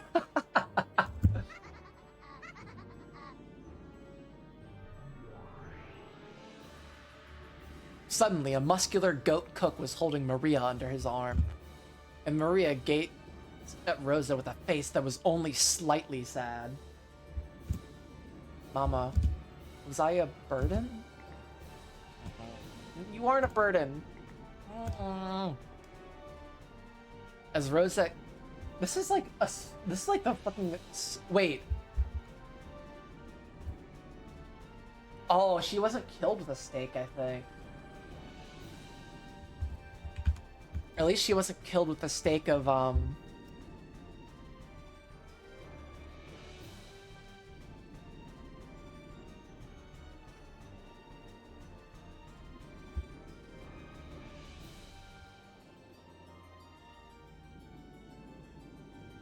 Yeah, I'm gonna have to figure out... I don't want to, like, bullshit myself and research closed room puzzles, but... I think the closed rooms are kind of like the meat and potatoes of Act 2's mystery. I think the thing I always do when I think about this is I think of, like, means, method, motive, opportunity, like, shit like that. But I think what I should try putting my head towards is trying to figure out how these rooms could have been broken into. So that's kind of going to be what the speculation stream 2 is about.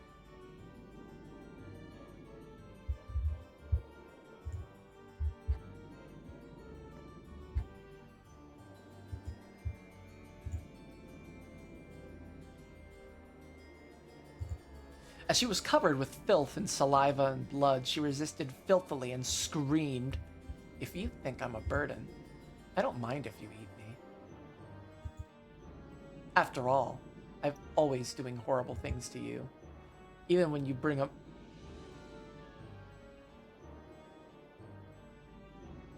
Okay. We're going there?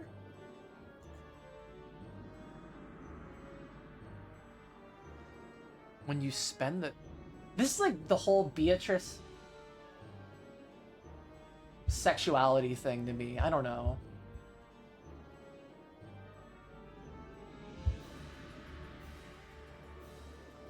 I get lonely and unruly and make a mess of my room.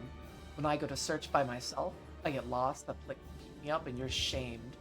When you don't come home for several days and I cry and have to be consoled by the neighbors, you're shamed. Because I'm like this. I'm a burden to Mama. Sorry for being born. So I'll become delicious oven-baked apples for Mama's sake. And then maybe Mama will be happy I exist for the first time. Maybe she'll eat me and think I'm delicious.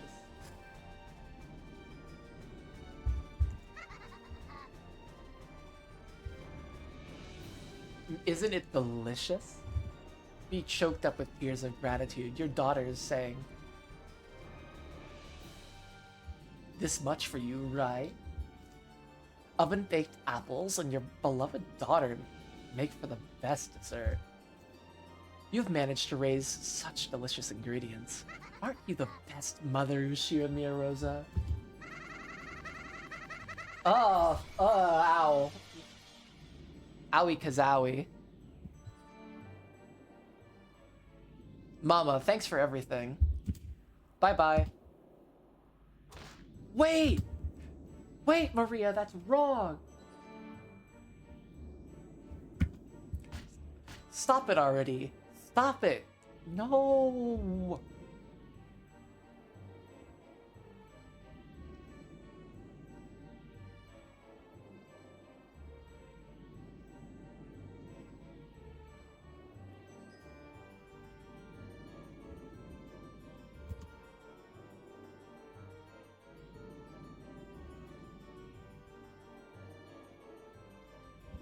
Sorry, I'm thinking about cracking the closed rooms already.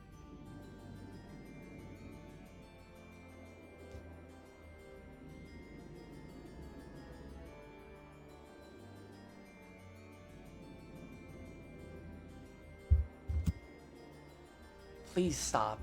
Please forgive me. No, stop it already. Don't put it in my mouth. Have you been satisfied with my hospitality? Then I'll have you accept it. that I am a witch.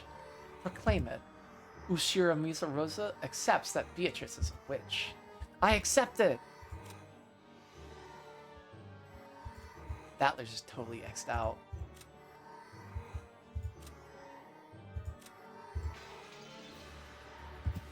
Ushira Miyarosa accepts that Beatrice is a witch. So give Maria back. Release me. Cackle, cackle. Ha ha ha ha. Finally, I made you acknowledge it. That crafty battler has already surrendered and I made Rosa the fool who denied me. Even after being invited into the Golden Land, accept it. Oh, so Battler wasn't the one who refused, who held on. It was Rosa.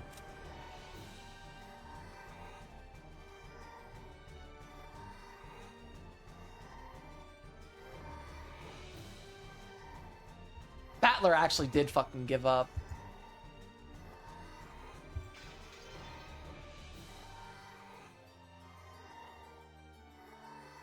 Okay. That kind of sucks. Perfect. It's perfect.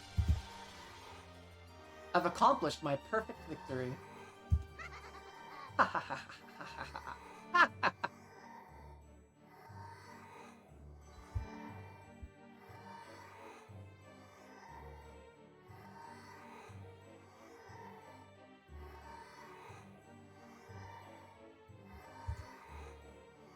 Come, bring Maria. Prepare a delicious oven roast for Rosa. No! Maria! Looks delicious.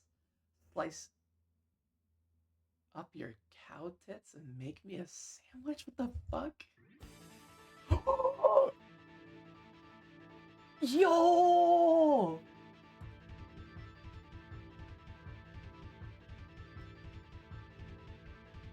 Wait a minute, I know who said that.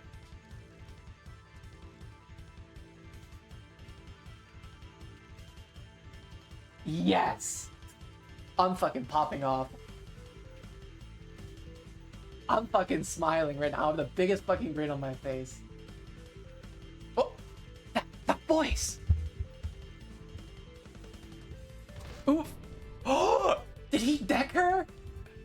An arm grabbed the back of the witch's head and smashed her face into the table! Let's fucking go! I'm popping off so fucking hard right now. Holy shit, she fucking deserves it. Get fucked. Eat that fucking table. Fuck you. An arm grabbed the back of the witch's head and smashed her face on the table. As it did, the witch broke to pieces, turned into a cloud of gold butterflies, and were formed into her body a short distance away. I know he's bringing just like cartoon Tom and Jerry. Her teeth were falling out like fucking piano keys. Oh my gosh. Butler? You bastard. I thought you'd surrendered so far that even your soul was furniture. Yeah, me too.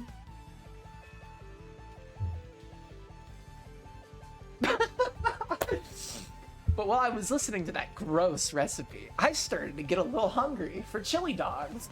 Way cool. Now I feel like I've eaten the whole roast witch and Maria. It's 10 years too early for you to talk about having someone eat you up. Oh my gosh, I'm breaking.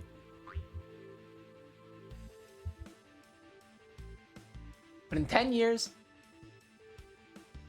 you better say that to me. Promise. Promise. Butler-kun. Sorry to keep you waiting, Aunt Rosa. I'd forgotten. This is a one-on-one fight between me and this woman. Ushira Mia Freakler. He's getting freaky. It's totally wrong for me to give in.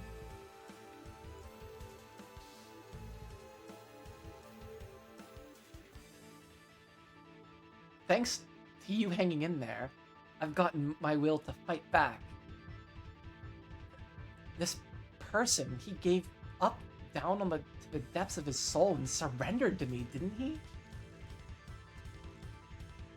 I see. He doesn't know when to give up. Just what I'd expect from it. Ushiro Miyakinzo's grandchild. So the chick of a phoenix is a phoenix after all. How dashing, how amusing. I wouldn't have any other way. I wouldn't have you any other way, Battler. Tried to deny me. I'll completely and thoroughly smash you to bits. Let me make you surrender over and over again. I'll teach you, one who has licked my shoes, to taste defeat over and over again. I kind of hope he hate fucks her at this point. Is that bad?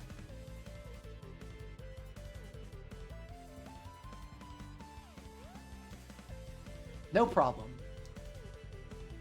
I'll teach you that I, Ushiro Battler, am a man who can stand up even after crawling through the mud. Excuse me? Yeah, I'm just not gonna elaborate that. I've never been invincible in a fight. I've lost loads of times, but I'll definitely crawl through the mud and stand up again. And then I'll finish this.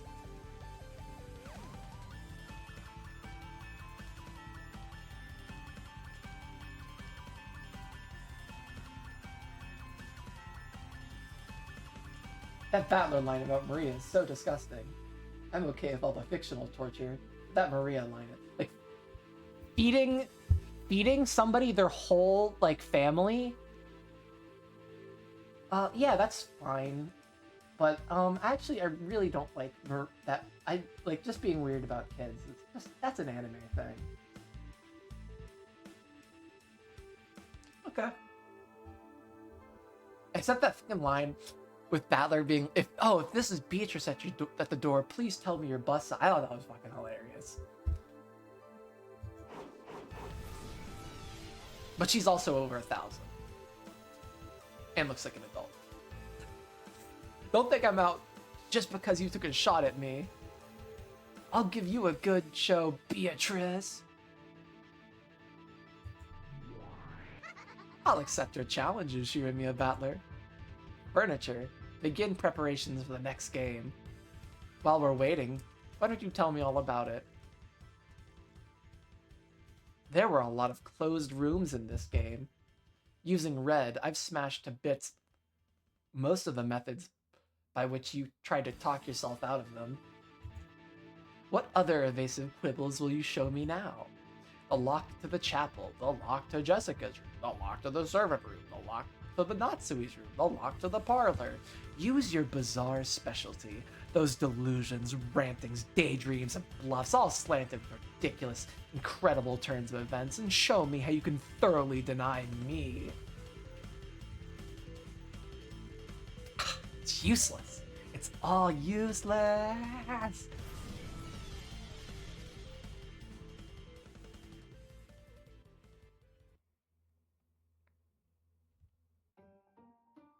Oh, it's over. Okay. We just gotta do the question marks. Man, this would be a really cool part where I knew how to speak Japanese.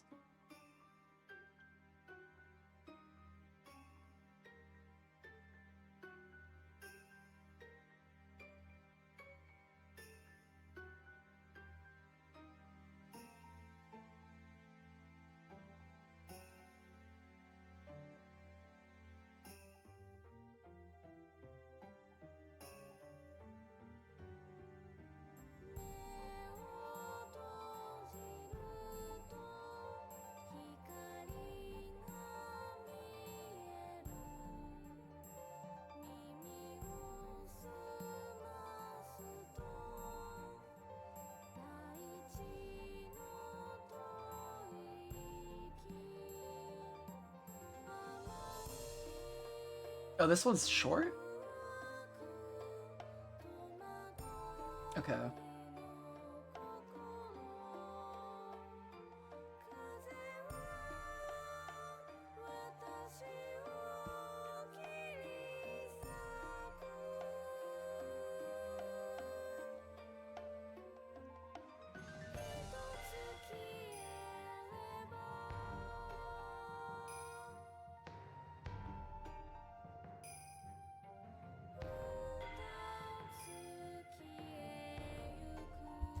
Can I skip this?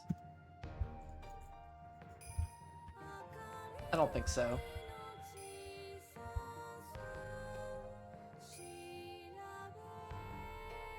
Yeah, I'm just listening to it and chilling.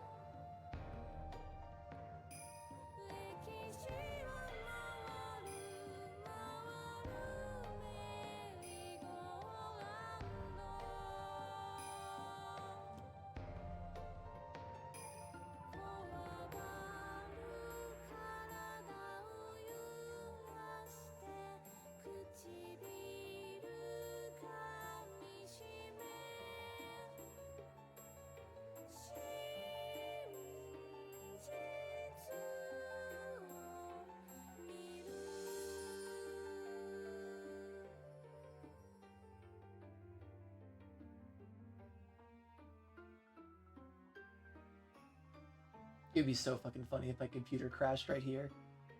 I'd fucking laugh my ass off. It'd be the fucking funniest thing in my life.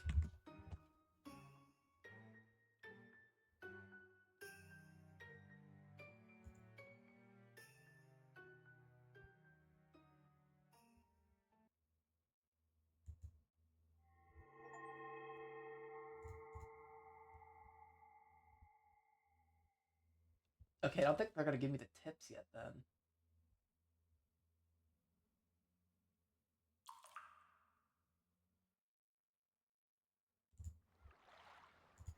Oh shit, no, I didn't mean to do that. Fuck.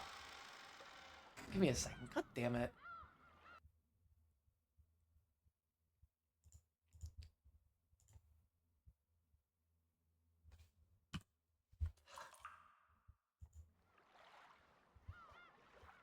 Okay, there we go.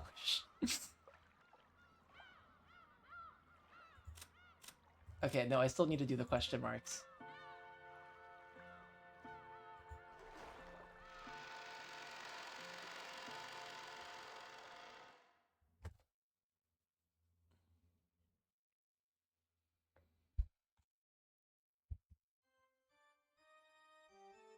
You know what this reminds me of? This reminds me of the Velvet Room from not the Velvet Room. Actually, I think it was the Velvet Room from Persona 5, which is the only one I played.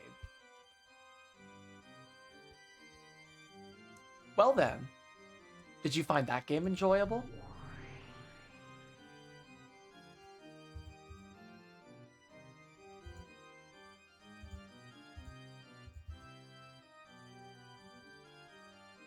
When a game's that one-sided, it goes beyond riveting and becomes boring. I agree. They got their asses whooped that time.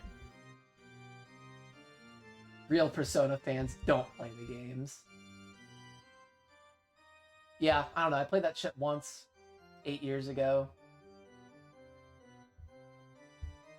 God, 2017 was 8 years ago. Wait, yeah. I had to double check my math.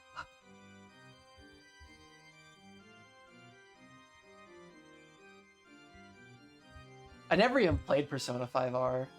I tried, I just couldn't fucking... I could not withstand early game Persona again.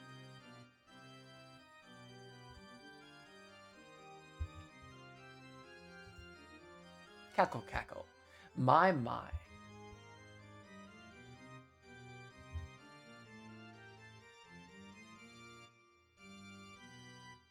Real Persona fans also don't know anything about Persona.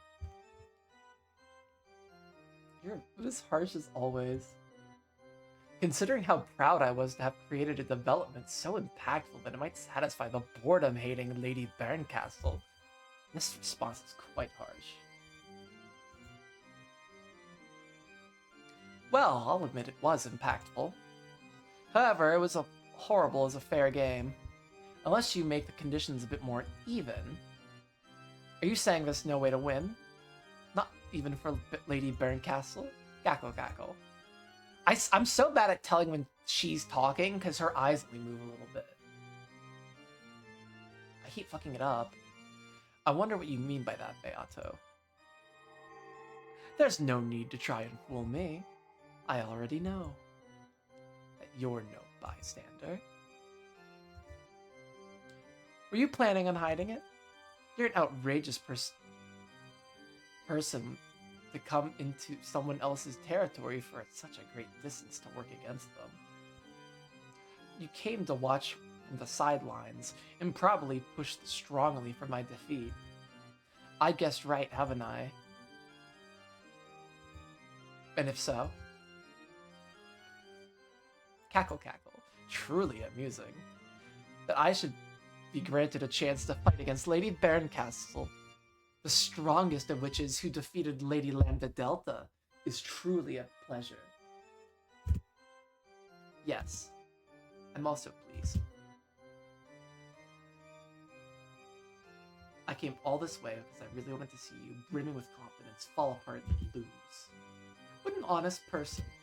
Cackle cackle. Even so, it would be a shame if the contest between me and the great Lady Barncastle was resolved without at least one observer.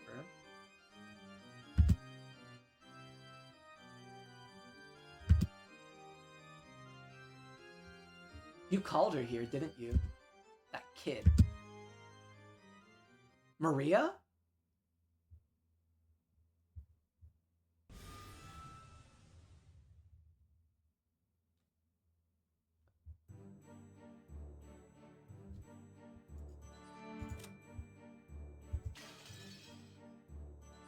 Ho ho ho. I found you. I finally found you, Barncastle. How are you, Lambda? Looks like you've got lots of spare time too. I wonder if it's fate. The pair. I wonder if it's fate that the pair who hates boredom should run into each other again. Stupid kid. Can't you see you've only won again? No, I can't. I can't give her a stupid fucking voice. I'm gonna really regret that. I really wanted to give her like a Ralph Cifaretto voice from the fucking Sopranos or some shit. Stupid kid. Can't you see the only way you won against me is because of little luck and a problem of compatibility? After that, you became such a brag, and now you're even picking a fight with Beatrice? I'm not doing that voice. I'm not doing that shit. Shouldn't you learn your place? Giggle. Beatrice is strong. And she's even more brutal than I am. Reverse.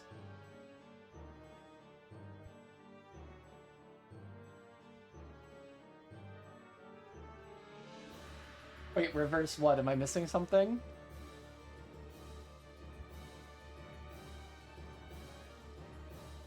I mean... Okay. 2 people said it was amazing. Fuck, I guess I'll keep doing it. Beatrice is strong, and she's even more brutal than I am. Just a bit. By the way, don't go shortening people's names without their permission.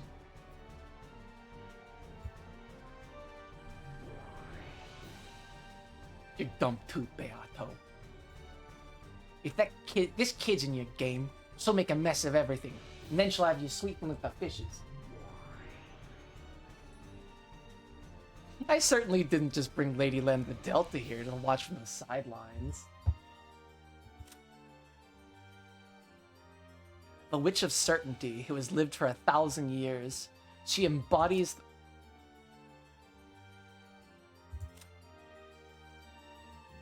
Wait a minute.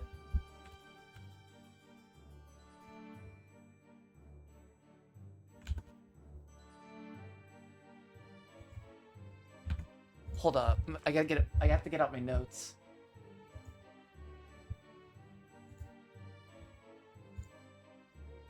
So that thing they were looking at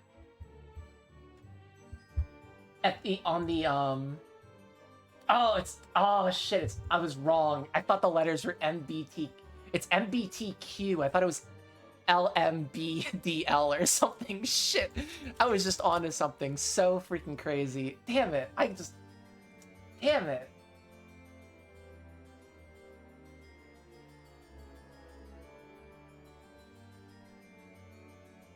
Oh wait, they do? Hold up, I'll read them again. The Endless Witch, who has lived for 1,000 years. She is known for being exceptionally cruel, even among witches. She loves bullying the weak and is capable of using trial and error endlessly to find the cruelest fate they can possibly be given. And she toys with her victims even further by piling on one after another. This witch is extremely powerful, but word has it she sometimes becomes obsessed with creating certain patterns, so that her means end up becoming her goals. The Witch of Miracles, who has lived for 1,000 years. Her vast powers capable of creating all kinds of miracles, but her heart is broken a bit as a result. Back when she was a human, Lambda Delta once imprisoned her with a cruel fate, toying with her the whole time. As a result, it seems she's unable to abandon others who are caught with a similar fate. Oh. Okay. Theoretically, she's a witch with the greatest of powers, but in practice, this is no more realistic than folding a piece of paper 100 times so that it reaches the moon. Yet she did fold it 100 times.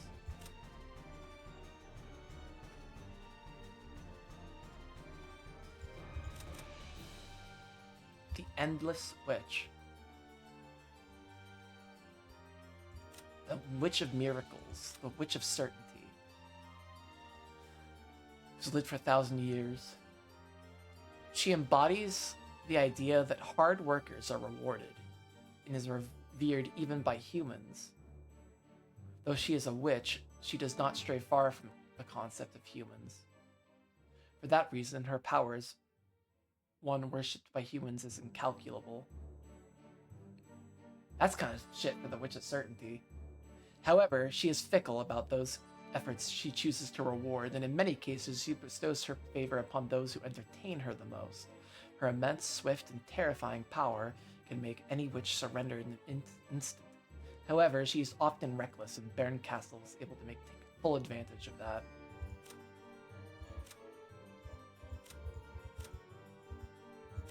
So how come they've all lived for 1,000 years, but only one of them looks like they're like 24?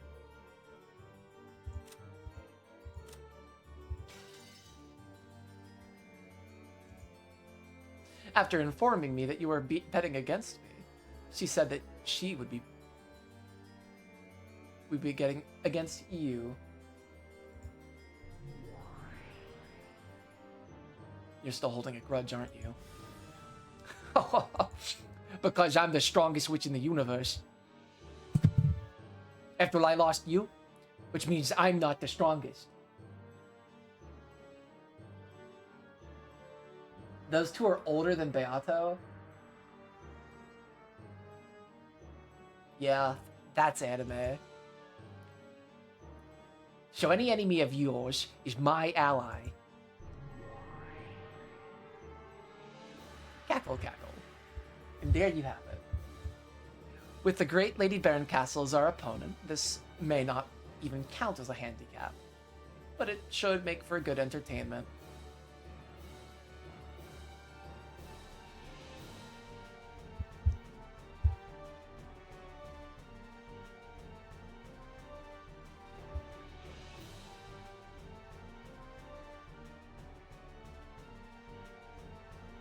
Okay, I just had to reread that. And there you have it. With the great certainty, reading is hard. And there you have it. With the great Lady Baron Castle as our opponent, this may not even count as a handicap, but it should make for good entertainment. Do as you like. Now that I've been exposed, allow me to get serious. Oh wait, that was her. Do as you like. Now that I've been exposed, allow me to get serious.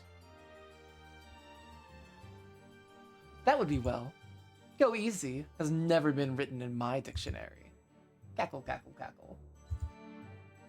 Lady Lambda Delta, let us enjoy our precious time together. Yeah, I'll be counting on you, Lady Beatrice. I've been betrayed pretty bad by her too. You know what I mean. Until the two of us smash her up and pay her back double, I won't be able to rest. This is so dumb. I'll be counting on you, Lambda. And you, Beato. No matter what we fight over, this will be a very significant battle for us all. That's right. Of course, I don't plan on losing. We've got a goal beyond who wins and who loses. After all, we hate boredom. All three witches giggled, cackled, and guffawed. Even her? That's right.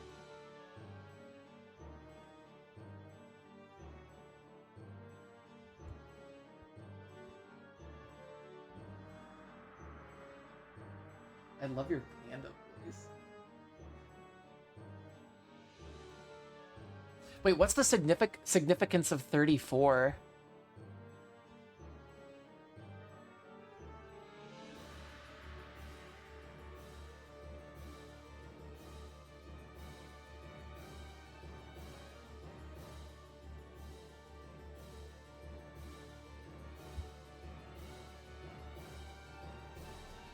That's right. I should thank you, Beato.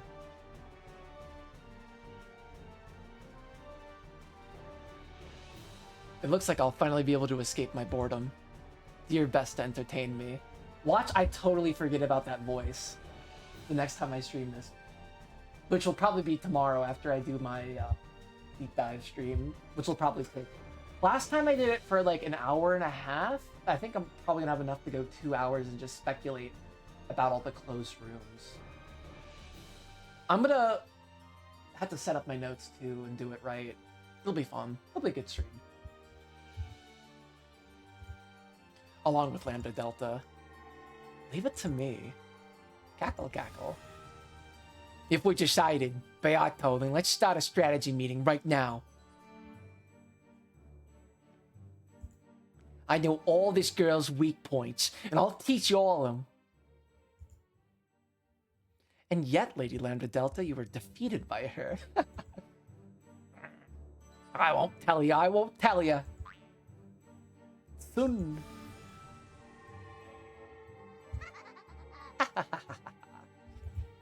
She's never boring, that Lady Lambda Delta.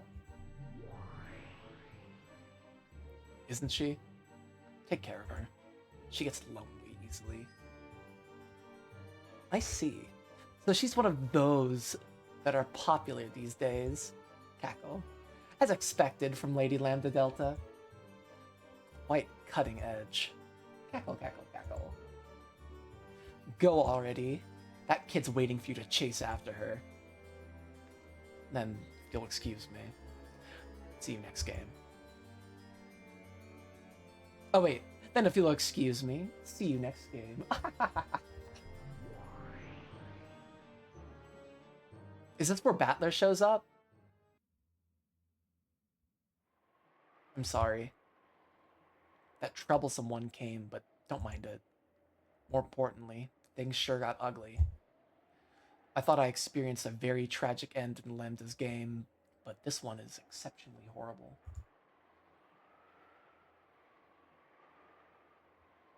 I can't say I don't understand why you're hugging your knees and closing up your heart. If you meet a fate like that a few more times, it'll take a lot less than 100 years to kill your heart. They kind of got a gay thing going.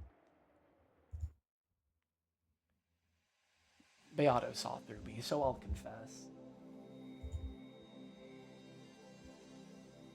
You are now just like I was in the past, and I was imprisoned inside Lambda's world.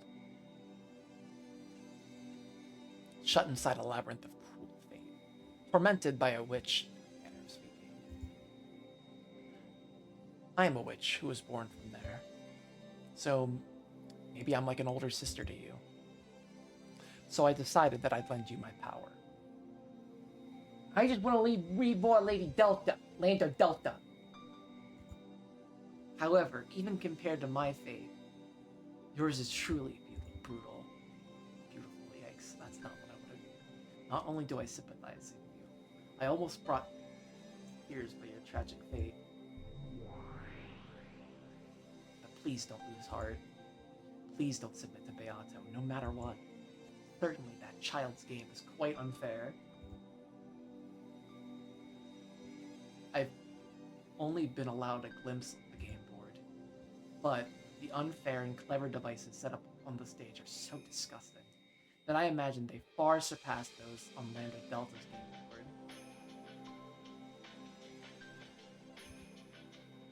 What's even more frightening is that when that kid moves a piece, she doesn't always make the best move possible. This is where she's very different from Lambda. Lambda always uses an overpowering number of pieces to make it possible. Make the best possible move in order to win.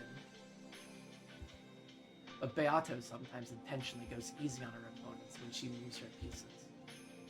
Since we're in trouble, we try to seek our opponent's strategy by looking.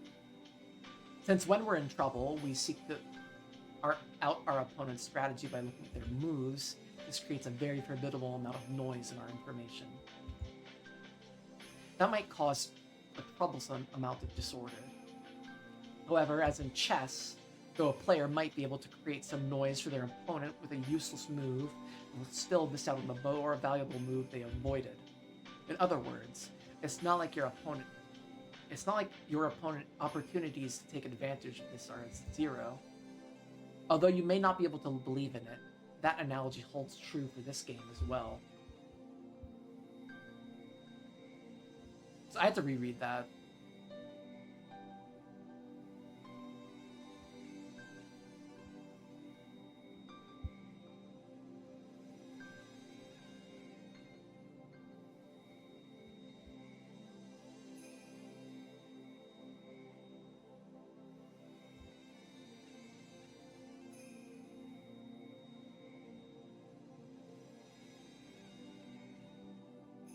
Although you may not be able to believe it, but okay. Even though those developments look so overpowering, there actually was a weak point. A weak point that almost looks like she wanted you to take advantage of it. Okay, so there's a weak point. There's somewhere I'm missing something. Okay.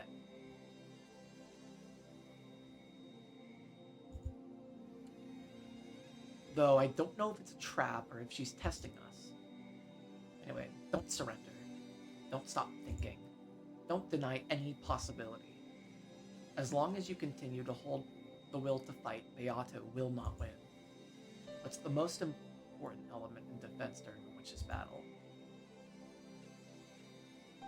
Rather than trying to win, try not to lose. If accepting her means your defeat, then you definitely mustn't accept her. Making you accept witches? There is no longer any doubt this is one of Beatrice's victory conditions. Now that I have announced that I am your ally, I too will make as an effort as possible. Oh, is she gonna give me some tips and tricks in the third act? In episode 3? Is she gonna give me tips? Let's fucking go. Make an effort yourself as well. If you're still hugging your knees, quickly stand back up. In times like this, what did I used to say?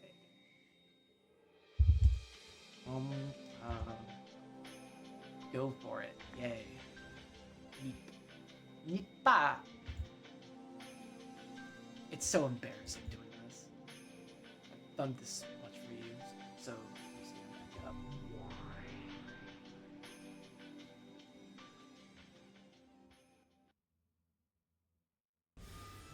Yes! Ah, there you are. Fuck yes. Okay, maybe doing her voice is fun. It's fun, it's goofy, but I'll do it. I wonder where Burn shrank off to. Would she be any more lame? Even so, just like usual, the pieces Burn chooses are pretty shabby. It's the same with chess, right? If all your pieces were pawns, you'd have zero chance to win, right? If all your pieces were rooks and bishops, you definitely wouldn't lose. Okay, thank you for the context. Well, last time, right when I just felt a little pity and said she could start with her pieces anywhere she wanted, that idiot Byrne, without taking notice of my compassion, started with all her pawns on my side of the board. What's up with that? That wasn't a loss or anything. Ah, I remember it. It just makes me queasy. Oh, this is too much fun. This is my voice acting audition. That's so stupid, fuck me. Because of that, I won't be able to rest until I see Byrne's speechless face. And since your Byrne's piece fucked up so bad, I'm feeling just great. Plus, she may not look it, but that girl really hates to lose. So she'll be off somewhere grinding her teeth and crying her eyes out right. How totally lame. Come on, laugh with me. What do you say? Are you still hugging your knees? You've already just like this just because Beato got a little serious. Can you be any more pathetic? You're so pathetic. I'll help you just a little bit. I, the great lady Lambda Delta, which creates of certainty, and the strongest in the universe, will bring your hopelessly low chances of winning just a bit closer to certainty. You should thank me. You know, Beatrice may be a cool and powerful witch, but she's no match for me. Why? Because she's soft. Though she'll set up the board in a way that'll let her win in just a few more moves, she's intentionally avoid quartering. She'll do things like, take worthless pieces, place excess pieces on the board, make things more one-sided. Simply put, she's got a bad habit of playing around as soon as she thinks she's won. Almost all various attacks that hurt you and Byrne look like utter waste and overkill to me. You get that, wise guy? In other words, she's got a weakness, and you've got a chance. I'm fucking performing tonight, fuck me. I haven't performed this hard since I read Kinzo for the first time. That shit was fucking wild.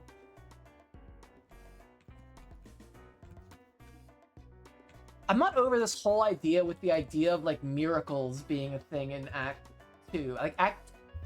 That seems like the interesting connector to me. Is like Act 2 is not Act 2, Episode 2. Fuck, is about miracles. I don't know. I'll have to think about that. Yeah.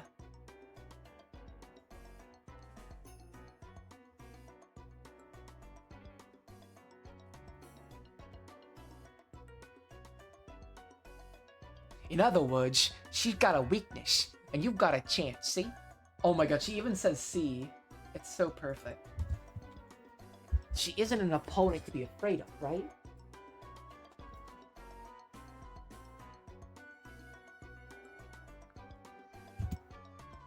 She sometimes mistakes her means for her ends. And she has too much fun. She has too much dark fun. Sometimes that even ends up creating more exposing her own weak point. For a super powerful witch like me, it's hard to understand why she is able to act so tough. Why she lowers her own chances of winning.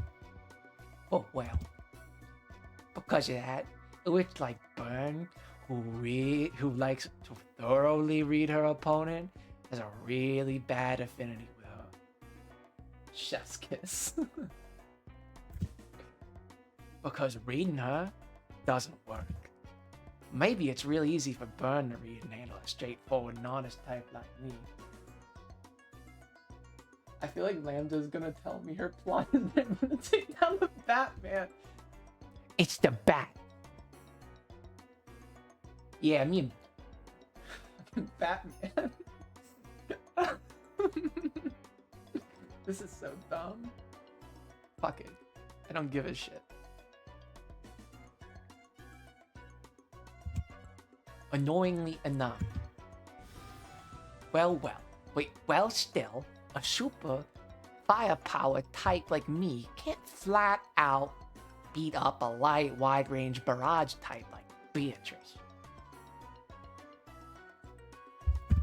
So it's kind of like rock, paper, scissors. If I'm paper, Beato's rock. Which means burn is scissors. Well, maybe that doesn't matter. Anyways, I killed Jimmy Hoffa in 1974. Even though my paper loses to burn scissors, if I was a sheet of super paper, which is way more awesome than normal paper, I could beat even scissors, right? Basically, I, Lady Lambda Delta, am super paper. Oh. It looks like you've regained a bit of your color. That Beato, she's having fun torturing some piece called Rosa. Oh my god, she refers to a woman as a piece? Maybe I did choose the right voice.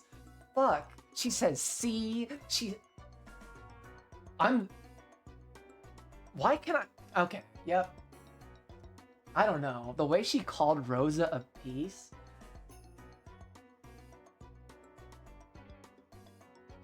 Fuck. I'm out here just hitting bangers tonight for no fucking reason. At a glance, you think she really has nasty taste, right? Wrong. She's just killing time, hoping you stand back up in return. It's a move to fire up your righteous indignation by intentionally doing something detestable. Ah man, I hate kids like that. Anyway, I'll head on back. Nah, don't tell anyone about me keeping you out just a little bit. I mean, it's not like I helped you because I wanted to save you, okay? I, the strongest witch in the universe, had my throne stolen away when I lost to Burn. Since I gotta take that throne back from her. But if she loses to Beato here, then Beato doesn't want to get the position of the strongest next, right? Well, it's not like I'm complaining. It'd be easier to steal the throne back from Beato, but even I wouldn't be satisfied, you see? Oh my god. This voice is somewhat fitting. I will defeat Bird, and I'll take my position as the strongest. It's not like I'm really helping, okay? I won't forgive you if you make Burn cry. She's gone, just like that. As soon as she entered, she's gone from my life. Is that it?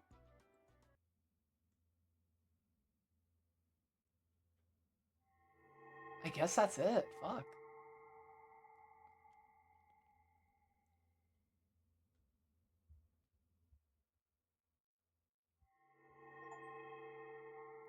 Thank you. I am super paper. Complete the secret hidden tea act.